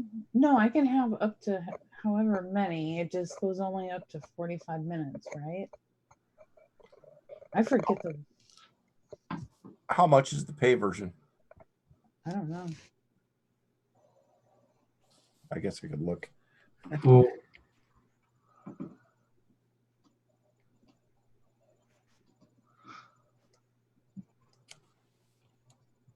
if anything, I can go to Hangouts, right? yeah. Is that private? Chad, is there anybody in the waiting room? I don't think so. Doesn't look like it. Because I think Harsh is trying to join. I'm not sure. No, it doesn't look like it. Well, he just sent me in Messenger. Is this today's show? And I just said yes. Did you send him the link? Well, you sent the link. Oh, he will join in about 10. Okay. He didn't come through in about 10, he said. Boom, boom, boom, boom. Well, anytime we spoke the truth, turned off that corporate news. No need to fight, we're all getting screwed. Mm-hmm. I don't trust anything anymore. It's once you start going down that rabbit hole, I mean, you kind of almost understand how people can become consumed. You know, I mean, we're consumed with, you know, but I mean, some people don't function properly, but And it makes it hard for people like me that can see both sides of the bullshit, but I'm not a party loyalist to begin with, and that bugs people. And I can see lies on, the Fox Newses and the CNNs, and then I can see the truths on both of them, but they're twisted into, I can stand back and see the whole picture, and people that don't want to be like that test me. Well, and it's a bunch of almost treating you like you're an idiot when it's they're the ones that are ignorant to it. And of course, we've all been there. That's the thing I gotta try and remember and remind myself. Obviously, is when it takes what it takes to get to that point. I just was never mean, I would just back down, and if someone was starting to get upset, with something different, I just couldn't I couldn't get myself to be mean. I've never really liked being mean. And so I don't get this. It's like I don't call them names. I don't put them down. And yet I get hit, and it's like, Jesus. I'm going to ask you a question, Rebel. What do you think about how do you think the Connors is going to look? How the what? The Connors. The Roseanne spinoff that's going to be airing. Oh, I don't care. I'm not even into that. I haven't had TV for God knows long, about 20 years. Well, I have a TV, but I've not had a cable or dish or nothing for going on 20 years. If you're willing to tolerate the stress, you can answer my question or don't, because I know it's a stressful question. But what did you think about what Roseanne said on Twitter? I think that there should be a lot more maturity on all sides. People have lost their ability to just connect to their humanity side. And and don't lie about, don't try to what is the word, dilute what you did into something. Oh, I didn't need to do this, when yeah, you did. You meant to do it. It was totally intentional, and I'd rather somebody say, yeah, intentionally was a jerk, than I could respect that a lot more than someone trying to say they didn't. If you're going to be a jerk, tell me you're a jerk. I can deal with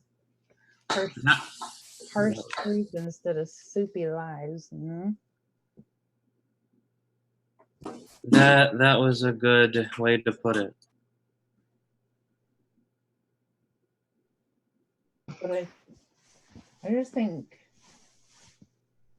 too many comedians use that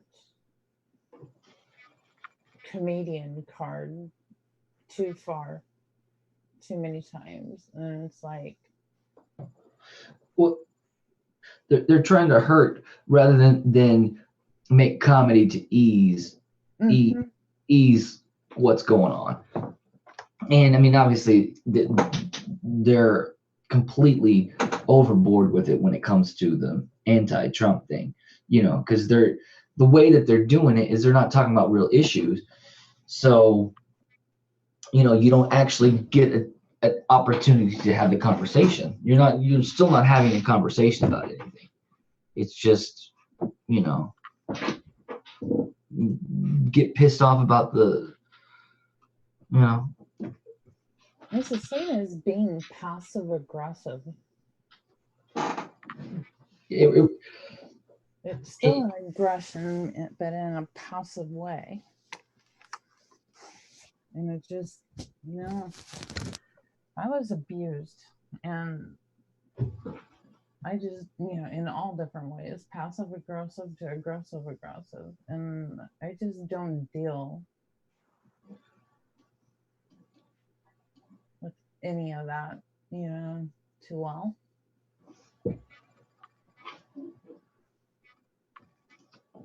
No, I understand that. I just think it's, there's too much good, to lose by being horrible with each other, Well, yeah, and I think sometimes people forget to be, it's like they're reminding or they want people to be mean to each other, and it's kind of come full circle. Well, comes full circle for me because, you realize how you get tricked in to hating or being pissed off at just the result of the corruption, result of the problem, rather than, being upset at the problem. If we're only concerned with, how the problem,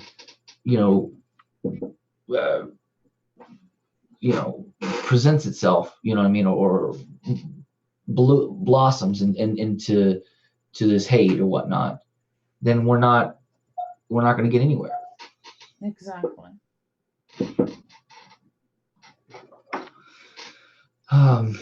But yeah, and then the whole violent thing, and I realize it. So when, like, the Parkland school shooting, right?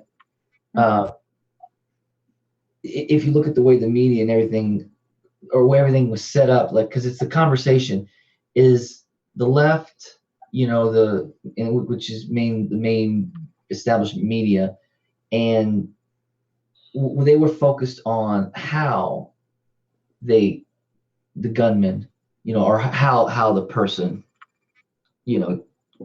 took out on the students or whatnot. And the right, the conservatives, they're talking about why. So when one person's talking about how and one person's talking about why, you're never really going to have a real conversation, because you're kind of talking about two different, parts of the problem. And again, it's the way they split everything up. You're not even allowed to acknowledge points. Mm-hmm. And then there's the other problem too with the whole anti-Trump thing too, is because is anything that, it's good indirectly, in that when they blame Trump for everything, they'll attach Trump's name to something in order to change the narrative on something. So once they attach Trump on it, people are so anti-Trump that,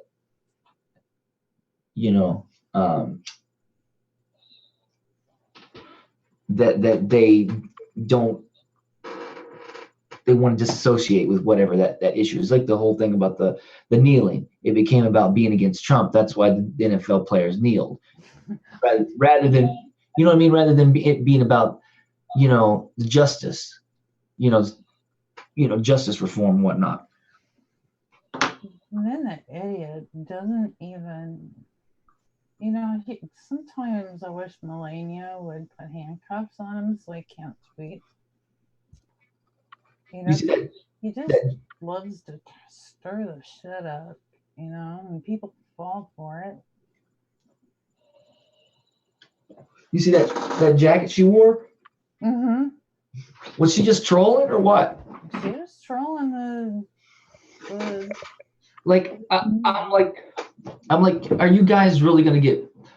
I don't know. I'm just, at this point, it's so weird. It's like I really am kind of trying to, like, take a step back and I mean, she's definitely trolling. I mean, there's no way that you're gonna step out with that, and it's. I'm glad she's showing herself because there are too many left people that think that she's some poor little victim and abused. She, like blink twice if you need help, type shit. And it's like, if they only knew how strong-willed, stubborn, feisty, angry she can get. I bet there's times that she even has Trump right under her foot. I mean, it's just. Oh, is that you? I think. Yes, it is. I want to hear Rebel's response when she told Truth to Charge. I kept saying in the chat, I couldn't hear her. She was very, very low. Oh. What? No, he asked you something about how you feel about Roseanne. Oh, I can't stand her. I don't like brash women. I've never liked her show. I've never liked her. I loved her show, to be honest. I thought it was more real than Bill Cosby show. The Cosby show. I know. I don't do this comparative thing. I only do based on just this new comparative thing too is driving me crazy. It's like, she's not as bad as blah blah blah, or he's not as. It's like I'm not comparing. I'm just saying from a life experience. Well, on her the Cosby show, I never saw. I don't know a black family that lived that way. I didn't grow up that way. I never seen it. It's like, this is TV land. What do you expect? It's all fucking fake. Yeah. And Roseanne's life wasn't in that show. That wasn't exactly what the typical working family's like. The daughter is a fucking freak. I mean, that family was not a typical family either. And it was just, and well, they showed a family that was living in poverty. Let me get back to Roseanne. She's a crass woman. I do not think that, I'm more feminine than that. And it just kind of like abhors me the way that she just, it's an act. I can bet 2 to 1 she's really not like that in real life and behind closed doors. And it's Hollywood. I don't pay attention to it. I mean, it's like I was just telling Chad, I haven't had Dish or cable or anything like that for 20 years because I got sick of it all. It was a fake world. Inside that box, it's a fake world. Nothing is real. Oh, unless you're watching public television and you're watching nature show, then that's real. But get into Hollywood, no. I don't have a thing for Hollywood anything. Okay, what do you think, Peter? What do you think about the tweet Peter Fonda sent out about Melania and Barron? He needs to be arrested, and he needs to. That's what I said.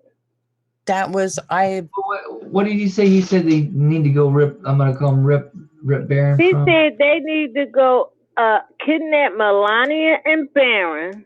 No, just Barron. And when they get her, no, this is what he said. Take Melania and Barron away and kidnap Barron from Melania and put him in cells with pedophiles.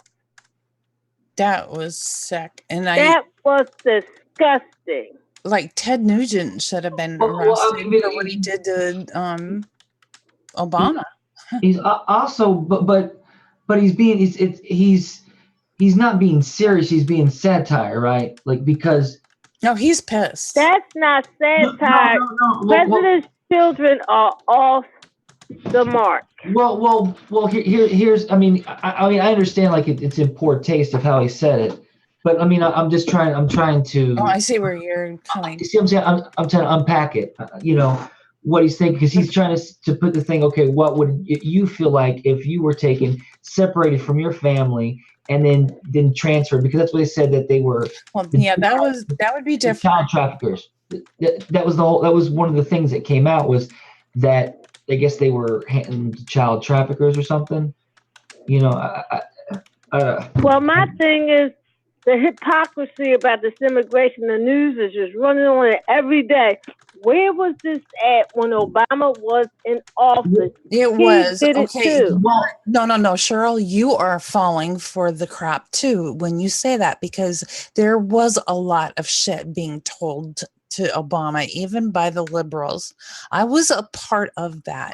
And you just don't remember it. I was watching TV then, so I didn't see it. I wasn't watching independent media. Don't fall for that, because there was a lot. Well, here's the thing. Like what you're saying, what you're both saying is actually right. You got to look at why they are looking at it right now. Remember, they're trying again. They're trying to associate everything with Trump as so that they're scapegoat. But not only that, it's all about distraction. What they just released in the whole FBI report and what's going on in the FBI and how they did this and stuff like that, it's all about distraction. So they have to create, public outcry about something, and then they amp it up so people are worried about that rather than, again, this is stuff that's been going on, stuff that people are, and back to Peter Fonda, I think because that's what he was saying in that aspect, not as in like somebody should really do that. The point is like, that's what they're doing. How would you like it? It was just in poor taste of how. I don't know. It was very poor taste, like Kanye West said. Slavery. When he uses the words "they should," blah blah blah. But I, and he needs to come forth and redact some of it. But at the same time, think about that's what they're doing in a sense. Like I don't know. I need to look it up, the news article. I think what's his name? Can't think of the shirtless pilot guy. I think I didn't read the article. Zach, yeah. He shared something about, it was like a article with that they were putting some people with the traffickers or something like that. So I think that's where they got the, that information from. You see what I'm saying? Like, I'm trying to understand, like, okay, well, where's this information? How are they processing this information, putting together, and what are they trying to say, basically, But I just wish people would leave Barron out of it. I mean, that's a thing I have. I have a rule. I don't include, unless I'm talking about something cute about him or something. But when it comes personal attack like that, you leave kids out. They are But think about that. But think about I mean, I agree with you to an extent. But on the other hand, is you want to be able to draw the comparison to say, hey, is that in your decision making and what you're doing, how you treat other people's kids, how would you like? You're not going to like that if that were happening to your child. And that's not to say you should never. You should have said it like that. Right, but exactly. But that's what I'm saying. Like, but that's the point is understanding to say, this is you have a child. This is not what you would want. So then there's the strategy and tactic things, is like, people are going to do that in order to bring the conversation. And that's part of that is what it is, I mean, how else are you going to, come to the conclusion, like, well, this shit's really happening. And sometimes certain things are hard to hear, and I don't know if that makes any sense. It's like, I tell you, if he said that about my kid, my grandson, there'd be a lawsuit. well, think about some people can be pissed off because it's happening to their kids. I mean, it's happening. You know, we're killing people all over this world. Well, honestly, I didn't see the outrage when Obama was doing, and the drone killings. Oh yeah, not and like Yemen is horrible. They still holding aid from those people with that horrible cholera outbreak. It's sad. It is sad. And it's like Israel and Saudi Arabia have this country by its balls. Sad. That's part of what's been going on with me lately. I hit bottom. I did. I hit my bottom. It's like, I don't even like this world anymore. The asteroid theory, I'm all for it. You're like, where is that asteroid when you need it? Make it a lot easier. Like at least something you can't control. Just make sure you hit me dead on. See, that's the thing. For me, I mean, shit. We're so early in the age of technology. We're 15 years in, 20 years in, really, 20 something years in. I don't know how long the internet's been, whatever. You know what? Let's play it again just for the hell of it. We're just now really this is James with Monotone. We're not even beginning to scratch the surface of communicating. Democrats. But we're like pioneers to this shit. In 100 years, 200 years. Checked history in the past. I mean, this is all documented. People are going to be watching this shit. They just can't hold it in anymore. You know, long past. That's how I look at it. Plugging in the same information or working what we for the do same today person. is going to have. I can't believe these wars, an impression. These slaves and these people are still going through all this crap. Way after. How is this still fucking happening? And my God, I don't know. Right? Watch, so when they cut off Julian Assange's power or whatever, and I'm not going to take it or they shut off his internet. And they started doing these little visual things. Okay. And having all these people come on the show and getting real energized. But you you're kind of major independent artists, the kind of crew people that we at least respect in one form or another. I thought that was really cool and just showing if we really wanted to mobilize some shit, we could. It's just being able to just do it right, do it right and takes time. It's not something that's overnight. I mean, think about countries been. I mean, America's never fully reached its ideal, what it's supposed to be. It's not there. Never. So. And then what the news don't talk about, why are these people coming from these Central American countries? Because our fucking government messed with them. Right. Well, and I always look at it that that's a great way to ease the conservative side about immigration, for the fact of to say, okay, hey, look at what we're doing in the Middle East. If you're worried about these people, if you're worried about people being radicalized, look at what we're doing to create that. You believe in WikiLeaks. WikiLeaks reveals this. All this shit shows, like Saudi Arabia and what all these people are, these countries are doing and what we've done to them. I mean, that's.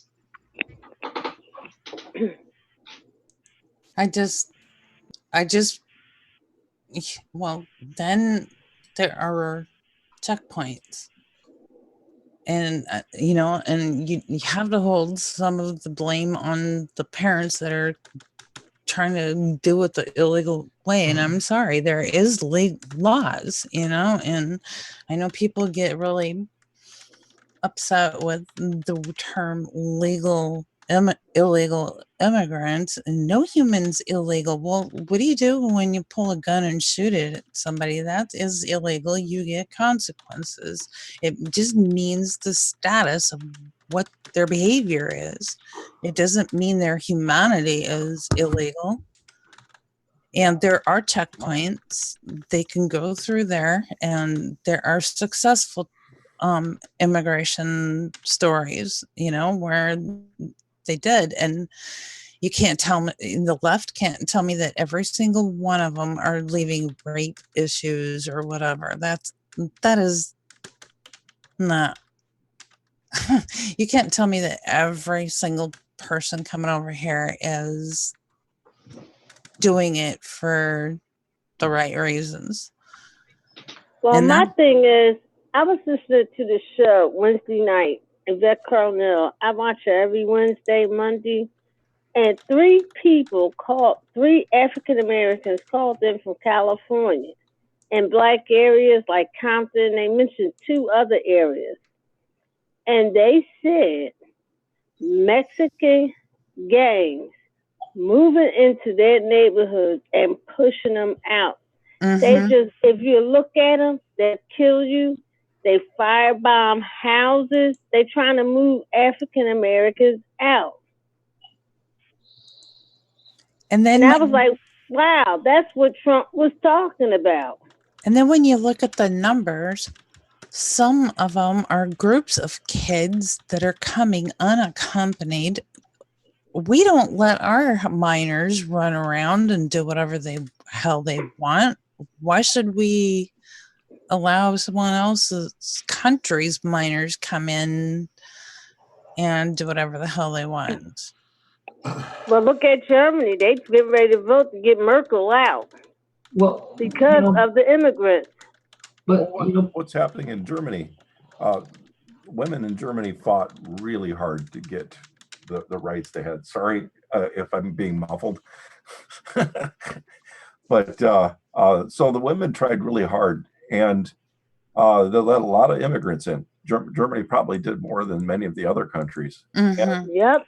So the teachers were suddenly being hit with complaints, and the immigrants were complaining that their students had to be taught by female teachers, or that female teachers were asking to have conferences with the parents, which was abhorrent to them.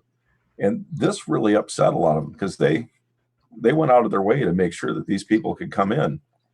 And when they got there, they started immediately demanding that the rights of the women that they fought so hard to get would be taken away from them. And so a lot of the Germans are very afraid that as these people get the right to vote in the future, they're going to start voting, because there's already enclaves in the Netherlands where they've been completely taken over by Muslim areas, and they try to impose restrictions. I just got an ear in the face. Yeah, like in Michigan, in what town is that? I forget what town it is, but it's been taken over by Muslims, and even the American cops cannot go into this one huge building. They're not allowed to. And I'm going, what the fuck? You come over in this country and then you tell Americans they can't cross. I mean, if you're going to come over to America to have a better life, then you need to assimilate.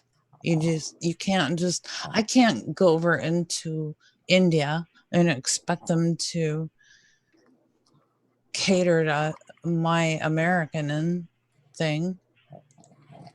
Right. But that's some of the complaints I hear from some of the Germans, that their rights are all being thrown out of the window.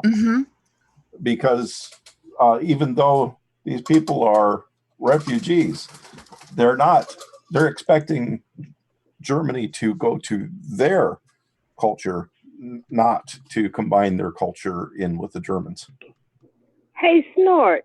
Yep. Did you hear anything about women being violently raped over in Germany, but they're afraid to tell who their accuser are because they may seem to be racist? Yeah. Yes. I wish we had a German on this show. Uphill Media, they've got a German. They got two. Oh yeah, they do. But no, I think it's, when you're hearing it from me, you're hearing it secondhand. And who knows if I'm being manipulated by the foreign news agencies I'm looking for. I try to stick now to like overseas type, more independent overseas news. Yeah, it's better. Yeah. A hell of a lot better.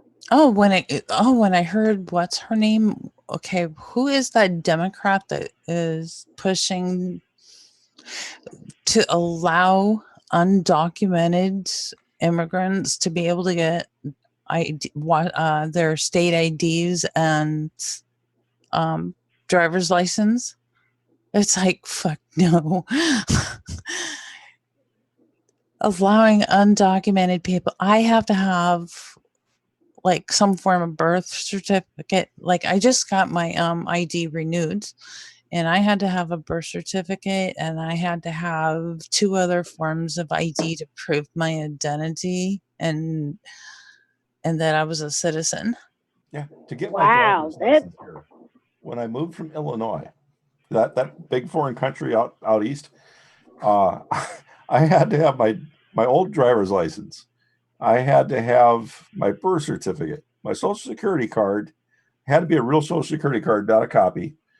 And I also had to have 2 pieces of mail and some other identifying source that showed that my address was correct and it was coming to me at that address. So I had to take a UPS box, 2 pieces of mail, a bank statement, and all of this stuff in. And I took a great big UPS box from Amazon into the office, because I didn't have a pay stub.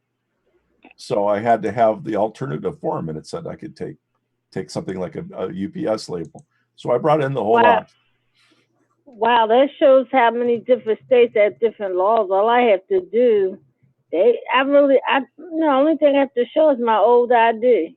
Yeah, that's cool, but I didn't have that. And so I had to have documentation to prove who I was before Cheryl, when was the last time you had to show your ID to get something done? Because the law is not that old. You no longer can get like a driver's license. You can renew it, but if you get it changed, like I switched states, you have to jump through hoops now to prove that you're an American. Well, now you have a law. It's a law Obama passed, and I think it was this year. You have to get a passport. I'm like, how many fucking people can afford a passport? Yeah, it's $162. Is that right? Yeah, that's a lot of money for somebody that's low income. You also have to pay to have passport pictures taken. Yeah. You have to have a fresh copy of your birth certificate stamped by the county where you're born. It's expensive to just fucking exist. Well, it only cost me $20 to get my birth certificate, but it cost me probably $200 to drive from Illinois out to Iowa, get my birth certificate, and go back. Oh, wow. Here you can just go to any vital statistics and they'll just give you. Maybe it was the timing. Yeah, I don't know. I suppose I could go to vital statistics, but it's probably Des Moines here for me. And also my state.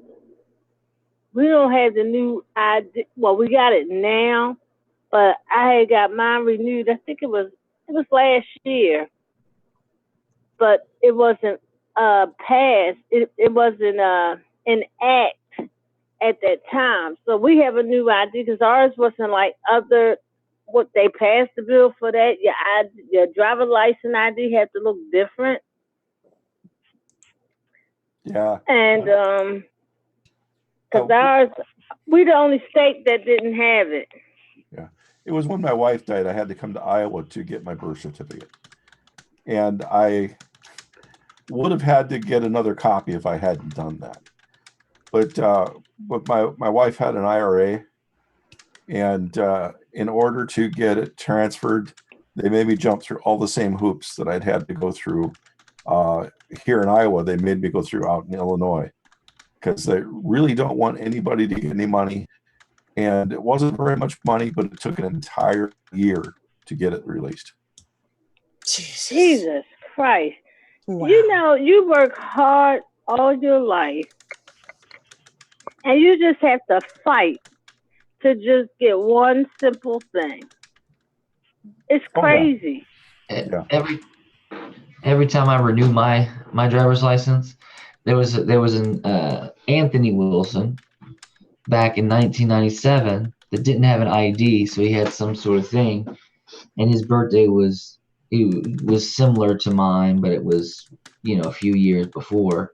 So every time I do it, I get that ding on DMV, and I have to give them the documentation showing that it's not me every time.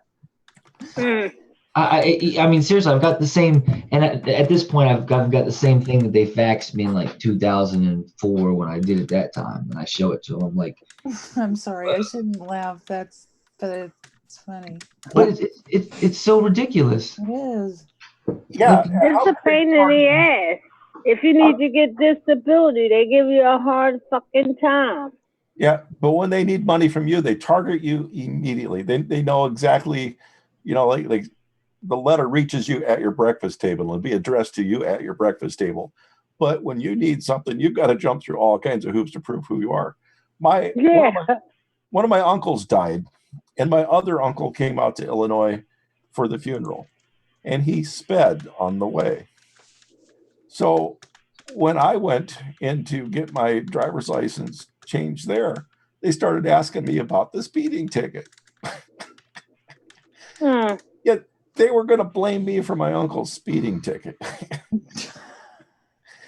But if they needed money from me, or I mean, if I needed something, they just wouldn't even find me.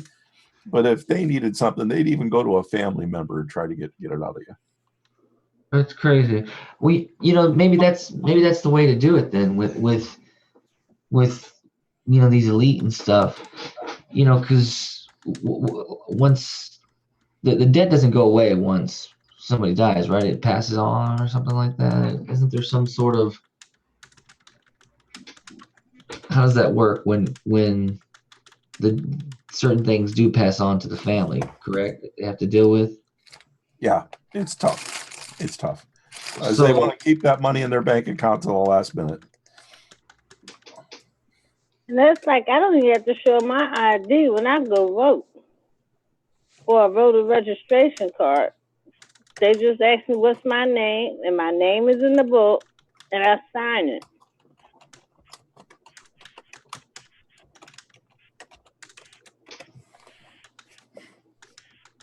Quick.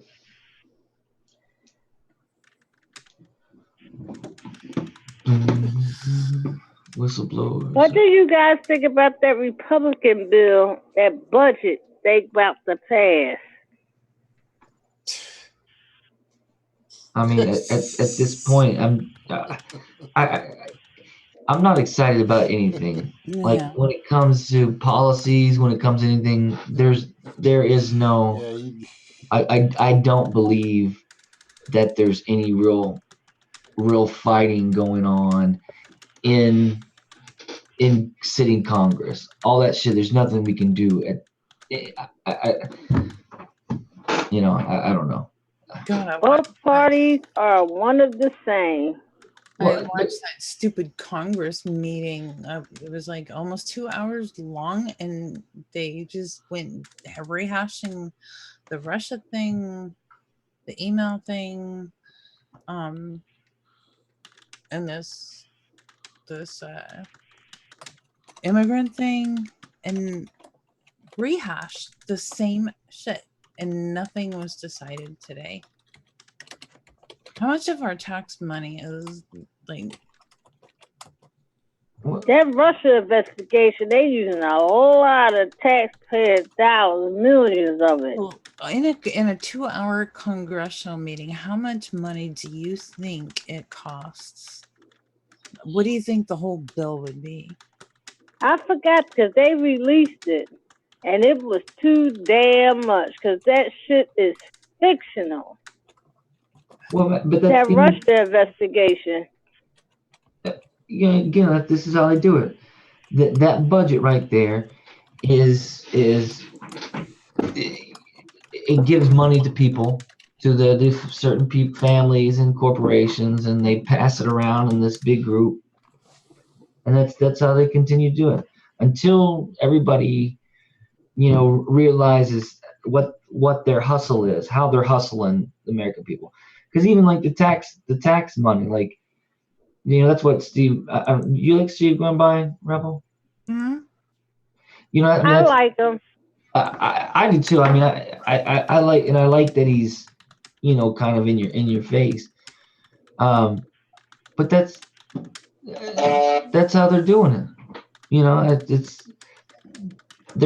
That budget is, they're taking all that money out of nowhere. That's why nothing gets done, is because they would rather put it in their pockets through all these different forms.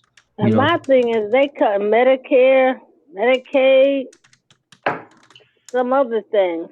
Oh yeah, I couldn't believe how much it was like $3 trillion offered. So why? And the news not talking about it. All they talking about is Trump. And they keep going this route. He's going to win again in 2020, and I don't want him to win in 2020. I don't want him to win either. I didn't want him to win from the fucking beginning, but what the Democrats did, I said, this is going to come back and bite them in their ass, and it did. I don't think I wasn't shocked he won. And he was shocked himself. This is gonna be a crazy ass election this time, because people from the get-go, it's like people are gonna hit the ground running, because now they're kind of more hip to what's going on. They realize how to put energy into certain things once if people find someone to get behind.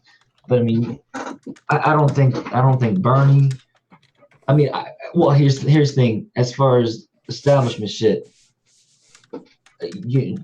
I mean, I don't even honestly, know. Bernie he's the only one that can beat Trump. The only one. Bernie? Yeah. Well, I mean, I think Jesse. We've been talking about that. I think Jesse Ventura could beat him. Well, they don't have Jesse in the polls. They have Bernie Sanders because he's the most popular politician. But he's the only one that can beat him. They put up Kamala Harris, Cory Booker, Joe Biden. They're gonna lose. Well, we can't trust Bernie Sanders. That's. I trust him not any more than I can throw him. Yeah, see, to me, he's establishment. He just plays the real progressive establishment. I feel like I'm watching a replay with him. It's so. I mean, his thing. Oh, Trump, his tactic, whatever, is to divide, blah blah blah, or something like that. I'm like, you stupid fuck. Your party. He's the Pied Piper. The people you're supporting. I mean, we know, but I just, for him to be either that goddamn dumb, or just, I don't think he's dumb, because I think about the deep state. But here's the thing: you're 74 fucking years old. You care about this so much. You've got everybody's attention, and you're not. You obviously you're not ready. You care about this. I don't know. I'm ready for another whole damn establishment. a whole different party, whole different. He could have turned the establishment on their fucking ass. Mhm. He had the power to do it. The people's, I mean, there was no doubt. Everybody knew who the fuck Bernie Sanders was, but they didn't know that the crew core people that were like, they were, it was getting there. You know what I mean? He would have turned around their ass, but he didn't. What The election Rebel cycle said was starts. good because she's saying she's seeing a rerun, and I'm almost seeing the same thing. I think I'm seeing a rerun because they're prepping him up, but at the same time they've already restricted him. They've changed the laws on him. They've told him that nothing will happen for you ever unless you run as a Democrat. It's just really sad. We're seeing it's a repeat. That no matter what anybody tries to do to pull away from these two parties and be, especially somebody with his kind of credentials, and I'm talking about his base, his fan base, all the people he can bring.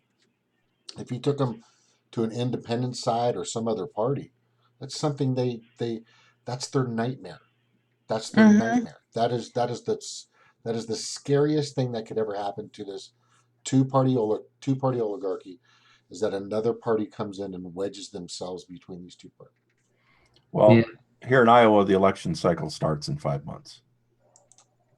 For 2020. Well, I don't 2020. know. And I think it's already too late. I'm looking at 2024 already. Me Because too. so far I haven't seen a worthy person jump in.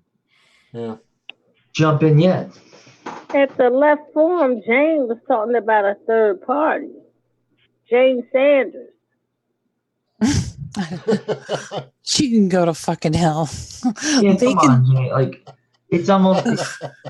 You know what? You know what he does? He uses Jane Sanders. Oh, keep your toe in the third party to keep people interested. Maybe you know what I mean? Like, so because and that's what that does, is it keeps people on the hook. So like, okay, well, I'm gonna run Democrat. I decided. Like, come on, man. Like, he's a goddamn coward, and he, to me, at this point, I almost think he's more of a problem in a way, because he's those types of people that they know what's going on, but they just play nice, and they're the real bitch people that keep those people in power. I don't know. Like, he's got so much pull, or did. Now it's. I finally allowed myself to watch. I watched his last speech, right? And I finally allowed myself to watch one of him, and oh my god, I couldn't believe the depth of my disgusting anger toward him. I wanted just reach through and just choke him, because it was just like, I fell for this bullshit. I paid money into Hillary's pocket thinking it was your fucking pocket. And he knew. I worked my ass off for his campaign, like a lot of people did. And then you just lay down like oh, I'm so tired. I'm really done with the establishment. It's like, it's got to be something new, or else I ain't voting. Yeah. She's in the same place. There's so many people right now that just don't have a light. There's a tunnel, but there's just no light at the end of it. And we definitely there's plenty of tunnels. Wait, excuse me. I'm sorry. There's 2 tunnels, and we need a third tunnel. That's what I'm saying. So as soon as we get a third tunnel, I think we're going to be fine. But like I'm saying, if it doesn't work out, and if people get, if the corruption and the colluding and the cheating and the stealing and the voter suppression, and it just gets really bad to where there's just no possible way in hell that a third party would ever. And I mean, they've kept it like that for a long time, but there are a few Green Partiers that are trying to get in.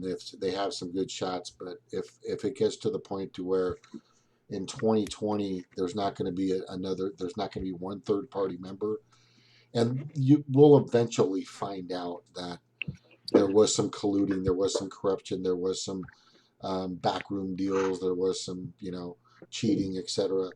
Then it'll never work. And we might have to The stream in? go postal. I just know that I'll be wearing a grass skirt and coconut bra in 2024. I know that guy from Facebook. What was that, Cheryl? I'm sorry. No, this guy that came on from Facebook. I can't remember his name. Harshman? Yeah. Hello there. How you doing, Harsh? What's up, brother? I'm good. I'm just listening to the last few minutes of this with James, and he's absolutely right. We don't get what we need to get in 2018 and 2020 with the third party.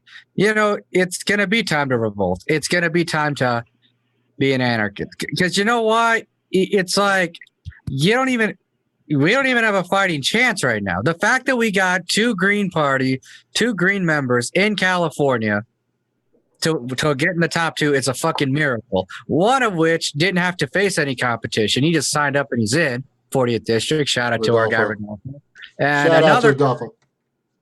another guy, the lovable, the adorable, the Superman himself, Mr. Kenneth Mejia, he beat out an LOL libertarian by 3%. So I was so happy that night. I couldn't even sleep until 8 a.m. in the morning. That's how crazy it was. I partied. But that said, it's like, you guys are so right about that. It's like,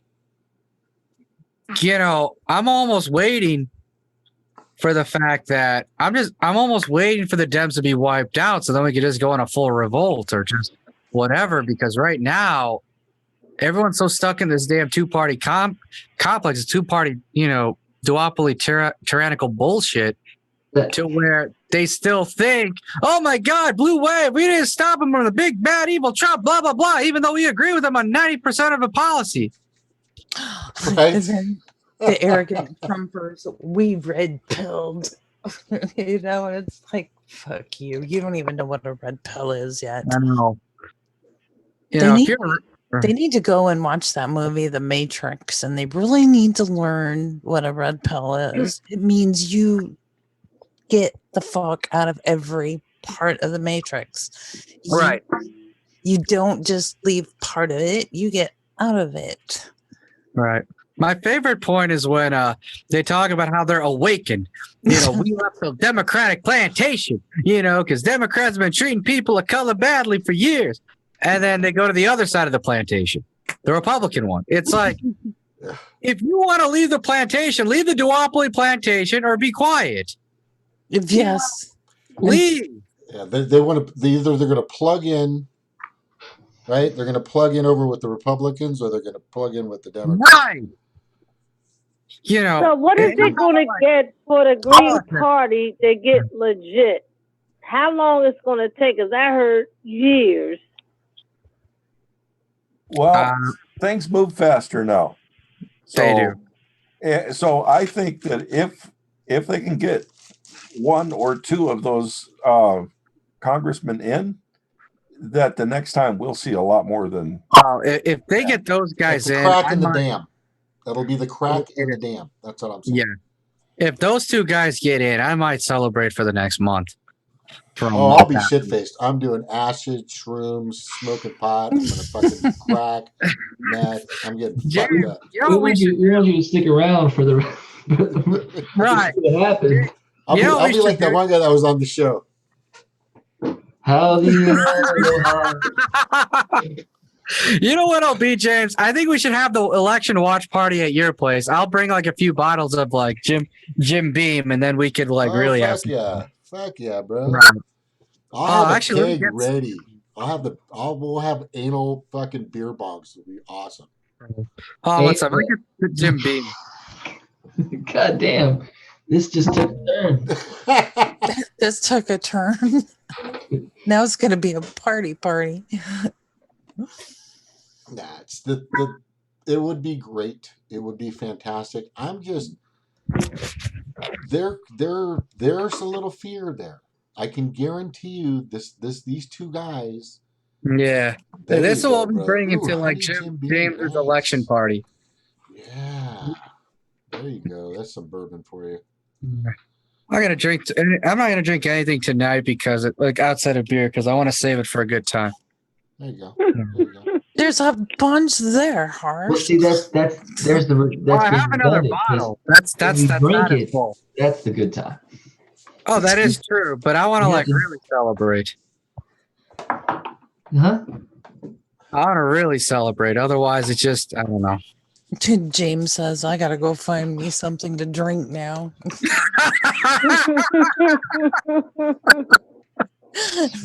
But I like the Green Party, but you really don't. A lot of people really don't know about them. A lot of people don't know about Julian Assange. Well, so then that's that's the main goal. Then is bringing awareness, drawing attention to another voice, something that's going to break up, the back and forth. It's like at the tennis match, the ball goes back and forth rather than the Green Party, Jesse and then Ventura and Jill Stein are going to be like the freaking streaker that goes across the net. dude, Right? I love Jill Stein. I voted for her. Yeah, me too. WikiLeaks would tweet out, they would be involved. Even like Joe Rogan is a huge asset right there, and he's totally on board. He loves Jesse Ventura, and he loves Jill. Him. Dude, that's huge. That's huge. That guy's got such a huge following. I watch him religiously. Yeah. I just try to figure out his spinning back kick. He's got the best fucking spinning back kick on the planet. I'm just telling you guys right now. You don't want I'll have to look at that sometime. But I like Joe Rogan. The guy was a Navy SEAL. Of course, he knows how to fucking fight. That's not the issue. My only issue with Jesse is we keep talking about him running as a green with Jill Stein or a Jamu or whoever we like, but yet he hasn't really made any solid inclination that he even wants to run in 2020. Well, I mean, he said he just said it on he really Jimmy has. He was Dore. on Jimmy Dore, and he said that he's been talking about it for the Green Party. Right. I mean, he implied it, but it's like, I don't know. I'm just waiting until January 2019 where he's like, fuck it, I'm running. Well, yeah, I know what you're saying. So he hasn't really announced anything. Nobody's announced anything. My goal is to bring attention. I'm trying to like flick his ear, like, come on, bro. Yeah. Look over here. Look over here. Over here. That would be like his attention, basically. That is.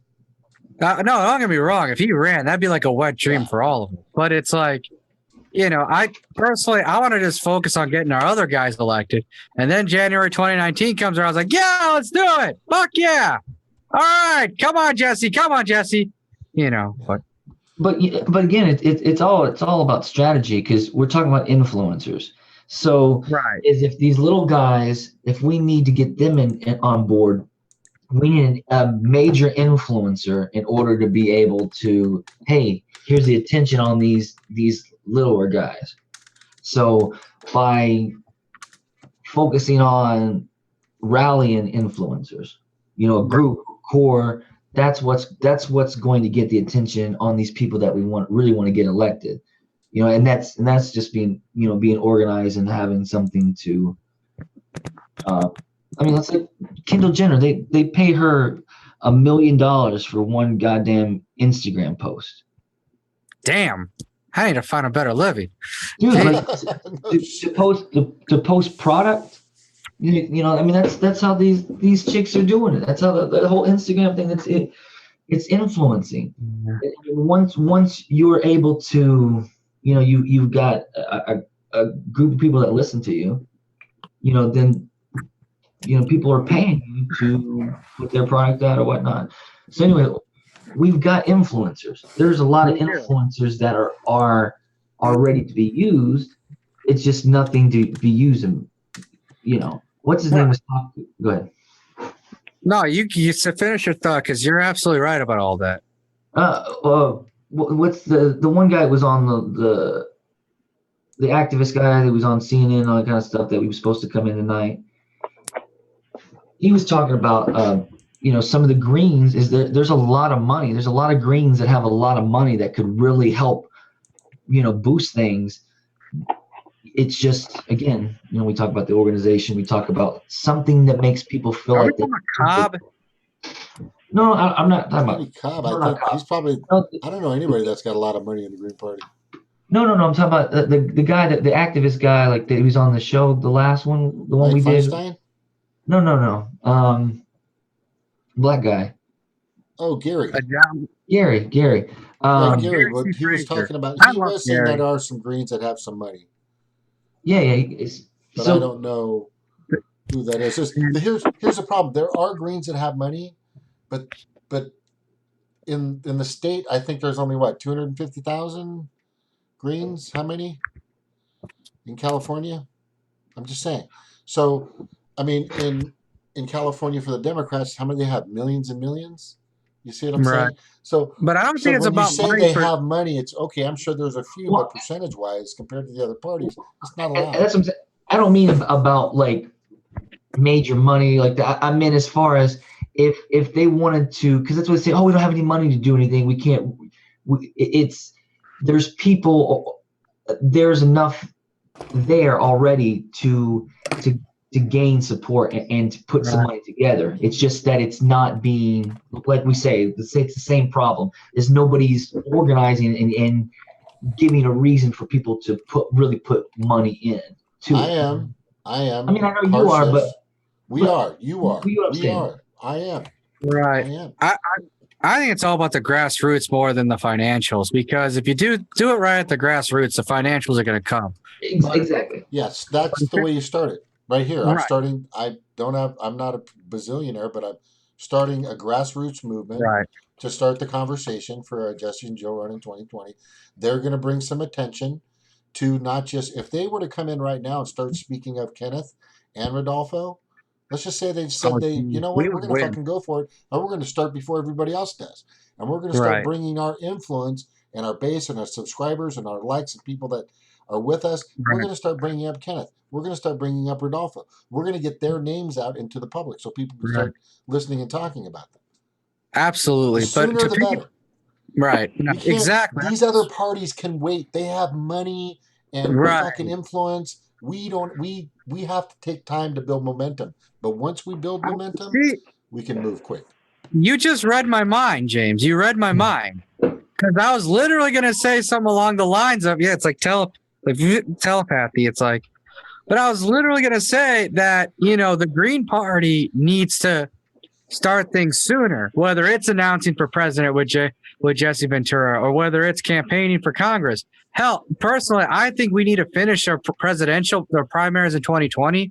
We need to have the convention 3 months before everyone else does. Absolutely. Because there's no point in us having a convention last and then shooting ourselves in the foot. So the nominee has like 3 months to canvass and campaign and ballot petition. Yeah, good luck. Yeah.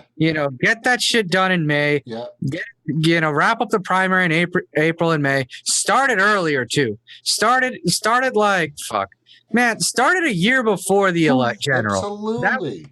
2 She's years saying before. even 2. And here's why she's right. The sooner you can start getting that message out, the more it can grow. I don't have $100,000 to put in commercials in a particular area, in a particular commercial area at 11 o'clock at night. I don't have that kind of money that I can blast out. You see what I'm saying? But I do have 20,000 people that will continue to say my word and spread it to others for a longer duration of time. Well, absolutely. Yeah. But to respond to a Rebel's point, that is a good point about start the primary 2 years before the general.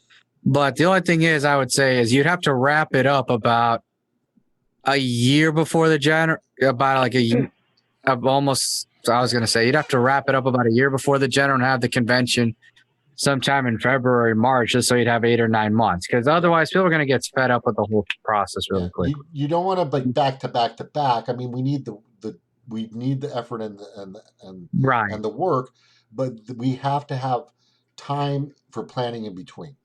And then you don't want them to overlap each other either. There's certain spaces for certain times. We don't want to follow their business model. We have to create something totally different. And this is a good idea, Harsh. This is a great idea. So we need to start sooner. We need to ground roots start sooner. Social media start sooner, and every aspect that we can start sooner. So that's good. Yeah. If in some cases we can go to 2. I mean, in some cases, sure, why not? The Democrats and Republicans are already here in Iowa sending their leaders out. I mean, the people that are out trying, they're already here. Fuck up. But that's the thing. It's like Rebel's right about that. If we started in August 2020 for the general, to hell with that shit. Yeah. Then don't even bother. You know? Yeah. I mean, like the Greens need to be here next month. Right. Absolutely. If they're serious about winning, they need to be here next month. Absolutely. That I agree. See, that's another Rebel. They really love what you're saying. Well, and in 2016, the Greens was on the ballot for 48 states. Right. And what you have to do, I would like to know what we have to do where she's invited to a debate instead of being handcuffed to a chair through a whole debate. Well, the key is to make sure you get 15% on the majority of those polls to qualify. But like James was saying, we need time to build all that up. If we have 3 months to blast out our popularity, good luck. That's not going to work. We need at least like a year, whoever the nominee is in 2020, we need at least like 6 to 9 months to blast it out. And to Rebel's point, she said start 2 years before the general election. That would give us enough time to primary, enough time to get out of the way. You know. Yeah, because Hillary did the same thing to cheat. Well, I'm in Iowa. Hillary's already been here the last few months. Bernie's already been here in the last few months. Several other candidates have been here the last few months. And there's candidates trying to make appointments right now in this area to come visit and talk. This is the summer, 2.5 years before the election.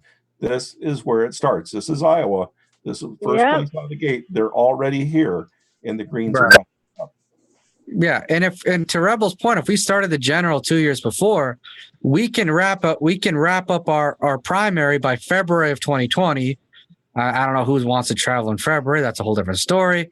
Well, okay, we'll make it the last week of March, so it's a nicer weather and whatever. And then you have at least 8 months, 7-8 months to go out there and try to give it your all. You know, pick a warmer place. We'll do it in like Florida or Texas or something. Then you have 8 months to do it. And then you're fine. I am so there. And we need some real motherfucking debates, some real conversations, some real. I mean, like, you know, the people that are running in the primary would be what we always say: Jesse Ventura, Jill Stein, Jamu. I see. Even if some people aren't necessarily going to, I don't know. I just feel like the stronger and the more voices we have in a debate coming from the Green Party, the better it's going to look, because you're going to have a lot of, solid people having real conversations about shit. Right. Rather than just 1 or 2 people, oh, we're a Green Party, like that. Like Okay, what kind of debates are you talking about? Because usually the Greens are pretty in line with each other.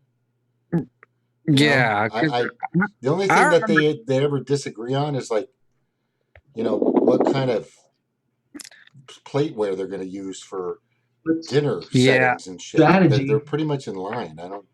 I remember watching one of their debates, like during the primary back in 2016 on RT. God, I am a Russian bot. I don't care. So anyhow, You know, I was watching that. I'm just like, these people agree so much. The only thing they disagree on is like their outfits or what they call themselves. Yeah, like Jill Stein was wearing a business suit. The lady from California was in a dashiki, and you know the other guy was like, you know, wearing like a shirt and a tie, you know, like a a dress shirt and dress pants with glasses, and he was saying, "I'm a libertarian socialist." Other than that, it's like between labels and out clothes, they were all agreeing with each other. Well, I mean, but so we still have to make it. It still needs to be exciting, and we have to get. That means the conversation has to be more detailed and more intricate, and into a way where we can. Right, but Sir Chad, I want to ask you, how do you make it exciting when everyone has like the same thought process, and I don't want to say the same personality, but they have like complementary personalities? Like, how do you do that? Well, unless you get like someone who throws a wrench into the machine. Well, okay. Well, I would say like the Green Party, especially nationally. If you have, it's the different types of candidates that you have, how many voices you have. I would say you would want somebody like, for me, I'm more of an aggressive. Like I want to see more on the offense, and people, and some people are more laid back about how they do certain things. So maybe it needs to be more strategy and tactics and about dealing with certain things in order for people to hear, the solution, rather than, because we kind of know the problem. But then you can fight like, okay, what part of the problem is more important. The idea is to get people, excited and fired up about, coming up with the best solution. Like, Chad, you would love my show, by the way, if you ever watched it. I haven't, but yeah, you're great. You are really great. Thank you so much. But Chad, you're absolutely right, though, because like you, I'm also very aggressive when it comes. So that's why I like to call people out and on Facebook and shows and whatnot. But I don't know how you I don't know how you make the primary interesting enough to where we can have detailed discussions about things with everyone has like the same demeanor. Like, I don't know. Well, it's a topic of discussion. So what would be, because the Green Party, if it's a party, like all the parties have the same intention, the same motivation. Right. You just have the people within there kind of doing the platitudes, right? So if the Green Party were more about, again, taking down the corruption, and we were actually talking about the crimes of these people and how to punish. I would say punish. What's going to be their, how are they going to be? Right. I'm trying to think of the right word to use without saying. Has anyone heard of the Mountain Party of West Virginia? Yeah, I've heard of that. Which, it's the green version, right? It's what Stevie said. It's the it's green affiliated, I think. But what was I gonna say? Chad, I think the best way to do it is if what do you call it? I think the best way to do it is if you have like David Cobb versus like a Jesse Ventura type. That would be epic. That would be so cool to see Jesse Ventura hand David Cobb his ass on a debate stage. So you basically have to stack the deck where you're going to get some friction, like in a way where, and you're right, like, because David Cobb, he's got his fucking scumbag.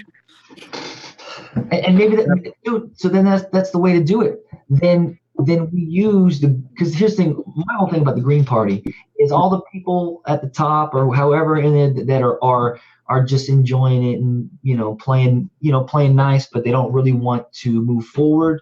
And the ones that are let's expose them and let's really show all these other people this is how you clean house, and then make it interesting where we use the Green Party as an example how to, put people on blast and because we can't be afraid to disagree to the point of, it's just complete ignorance. You know what I mean? Oh, that I agree with 100%. Although no one, although to be fair, David Cobb only disagrees out of ignorance because he's an ignorant person. But that's not really the point I'm trying to say. Right, but it's still it's still like a politic type attitude. Like they're still playing the Washington type game. It's not a real right. It's I don't know. It's like I don't know how to Yeah, you're right about that. Rebel, what were you saying? I'm sorry, Shirley, what were you saying?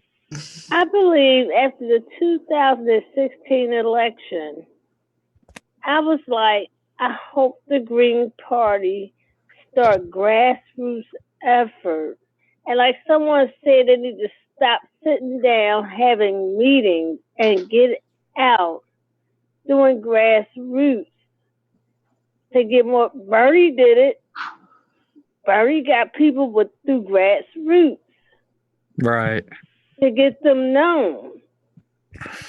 Right. So when I mentioned the people, Jill Stein, like, who that? I'm like, oh. Your hair is just fine, Harsh. Thanks, Rebel. James just said, what if Cobb endorsed Jesse? Oh fuck. That would be I would pretend that didn't happen and I would go along with Jesse. But just because it's Jesse, but on the other hand, it's like everything Cobb touches turns to shit. So would you say then you would like Jesse to refuse or to not accept his, or how would you like? If I were Jesse, I would be like, who endorsed me? Oh, him? I don't know who that is. And move on. Because, if that was the case, I would be praying I'm not really religious, but I would become very religious just to pray to God every day to be like, oh God, I hope Jesse's not cursed. I hope he's not cursed. I hope he's not cursed. Because David Cobb himself is a curse. Anything he touches turns to shit. If David Cobb never entered the Green Party, we'd probably be further along. He's so corny. He's so corny. Like, I mean, like that's the face. Like, I mean, you only got like a couple people that anybody really know of the Green Party. Dad, how can you call me corny? We had a great time. Didn't you like it when I ran in 2004? I'm just so loud and I'm talking. It's like I talk in these, like I'm a teacher or something that doesn't really like what they're doing, but this is what I'm supposed to believe. Come on, Chad. Don't you trust me and Victor Tiffany? Don't you trust us? We're going to bring it back. Well, I'm going to be listening. I have my we're going to go. Oh. We're closing. Okay. We're closing time. Yeah, James already sent the message out. Oh, well, that was quick. Okay. I haven't given him back the host yet, so we'll end it when I'm ready. I will finish up while I'm still young. You're right. You always fired up. I'm always fired up to be on James's show. Why not? But James just brings that up. That was funny, Chad. Said James, he's got control over you now. Oh, James controls everything. James has to play that song. Now. I love that song. Not right now because Chad has controls over the chat. Oh, that's awesome. Mm-hmm. Yeah. So, Chad, what is your name on Facebook, if you don't mind me asking? Chad Wilson. Okay, cool. I'll check that out. Yeah. Yeah. Yeah, you guys see the here, I'll show it to you. Oh, how's my baby? I follow you on Facebook. How's my baby girl? She is amazing. Cool. Amazing. Oh, Ava. She's just amazing. Okay, congratulations. Thank you. You should. This little baby is just like she is getting so angelic. Big. She is getting big. Yeah, kids grow up very fast. And that one minute they're an infant, the next minute they're ready to go to college. We'll see. Here we go. And how can I follow you, Harsh? I'm on Facebook. On Facebook. How can I follow you? I just catch your videos that pop up. Okay, well then you're following. Welcome to my night talk. The earth and you are Ohana. We hope you stay and talk. That's cute. I love that song. Can you see the video to go along with it, Cheryl? Yeah. It was cute. Eben hates that song, but I love that song. Oh, I love that song a lot. I sing it. I got it in my head, and yeah, it's I like think of I'll it when find I'm in my house. I'm like, man up, talk. My husband's like, what you singing? I'm like, yeah, you don't understand. Howdy and Aloha. Yeah, I'm gonna do a karaoke version for everybody. So Okay. you can go on. FYI, Shirley, I sent you before Chad does its karaoke. I just want to let you know I sent the message on how to follow me in the group chat. Now I want to listen to Chad do some karaoke. Well, I put a friend request with you on Facebook already. I did. I just had it. Are you anywhere else besides Facebook? Because I don't do Facebook. I mean, I'm on Instagram and I'm starting to do YouTube, but we'll see. Are you still Harshmed in Instagram? One rough Harshmed on Instagram, yeah. Yes. Okay. Yeah. I mean, I know the easiest way to build your following. Start trolling like fans of NHL teams you can't stand. I got like 30, 40 people from Nashville just because I made fun of their stupid team. So good. People follow. I love you, Harsh. You're pretty damn good. Aww. I just found his video on Facebook. I'm like, wow, this guy is great. Thank you. Wow. I've been told by her that she loves me, but she didn't say damn. Wow. You never say that I love you damn much. I love you too, Rebel. I missed you. You've been gone for a while. Yeah, I went through some shit. All right. I mean, we love you even more because you have to deal with William's horrible jokes. So I mean, All right, everybody. Any other final thoughts? I thought Chad was doing a cappella. Chad, pass host, please. Howdy and aloha. Oh, yeah, you guys got to watch this. Welcome to Chad Talk. Oh my God. Well, James, you ready to close us out, or? Yeah, I gotta go, man. I got stuff to do tomorrow. It's late. Thank you. But Thank you, for coming on, everybody. Harsh. It's good to see you. You're awesome. Great to see you too, James. It's been fun for sure. You're a good kid, man. You're a good kid. Likewise, James. Cheers, buddy. Cheers, brother. We'll party like rock stars one time. Oh yeah, we have to. Definitely. We have to. Do I got the host yet? Yeah. Okay, I'm gonna play my jingle. Here, watch. Oh. There needs to be a goodbye version of it at the end. Adiverse.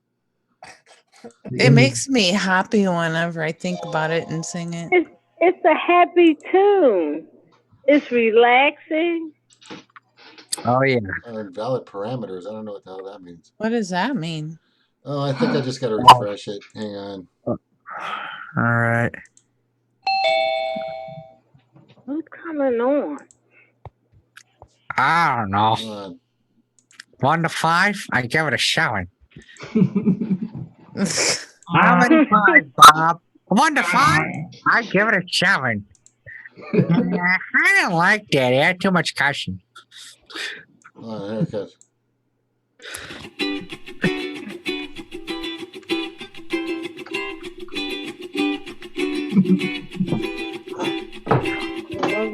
Howdy and aloha.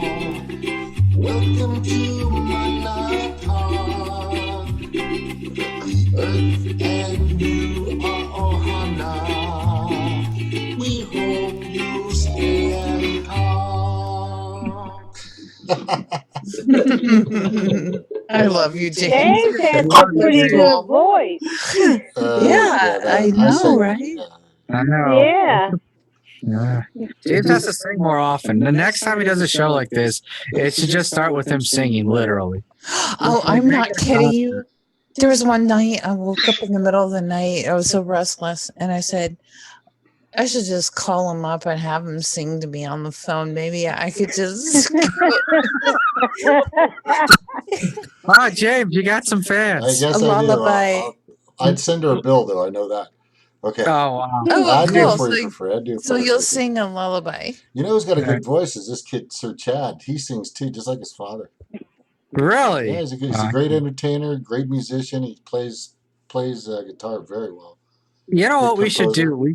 The next time I have a show, I should get Karaoke night. Let's Chad. have a karaoke night. Exactly. Like we will have karaoke at the Harsh Reality. We'll have James and like Chad sing their melodies, and then I might get a little too wasted and start singing like 80s music. So it'll be great. Perfect. It'll be Perfect. great. All right, That's let's go. where I'm at. We're done. Thanks, Okay. guys. Good night. Good seeing you, Rebel. Good night. Everybody. Bye, Cheryl. Nice Good seeing hearing you you. all. This is Harsh Med signing out. Remind all of you that the Golden Rule is a two-way street.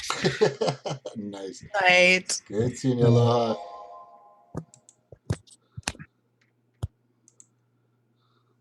All right. Sorry. Later, brother. Okay, I guess it's just me. What's going on? All right. Okay, so that was good. Good night, good people, good things. Yeah, we don't have circuses here, and this isn't about Jerry Springer. We try to bring information that's important. David Cobb, I apologize. I know, Harsh, you have things with the Green Party. I'm not sure what's going on with any of that, but we basically need to unite, be more cohesive, find some common ground. I think we all have that. Anyway, take care of y'all. It's good to see you, everybody, and mahalo nui aloha. Thank you very much, and aloha nui. With love. Bye.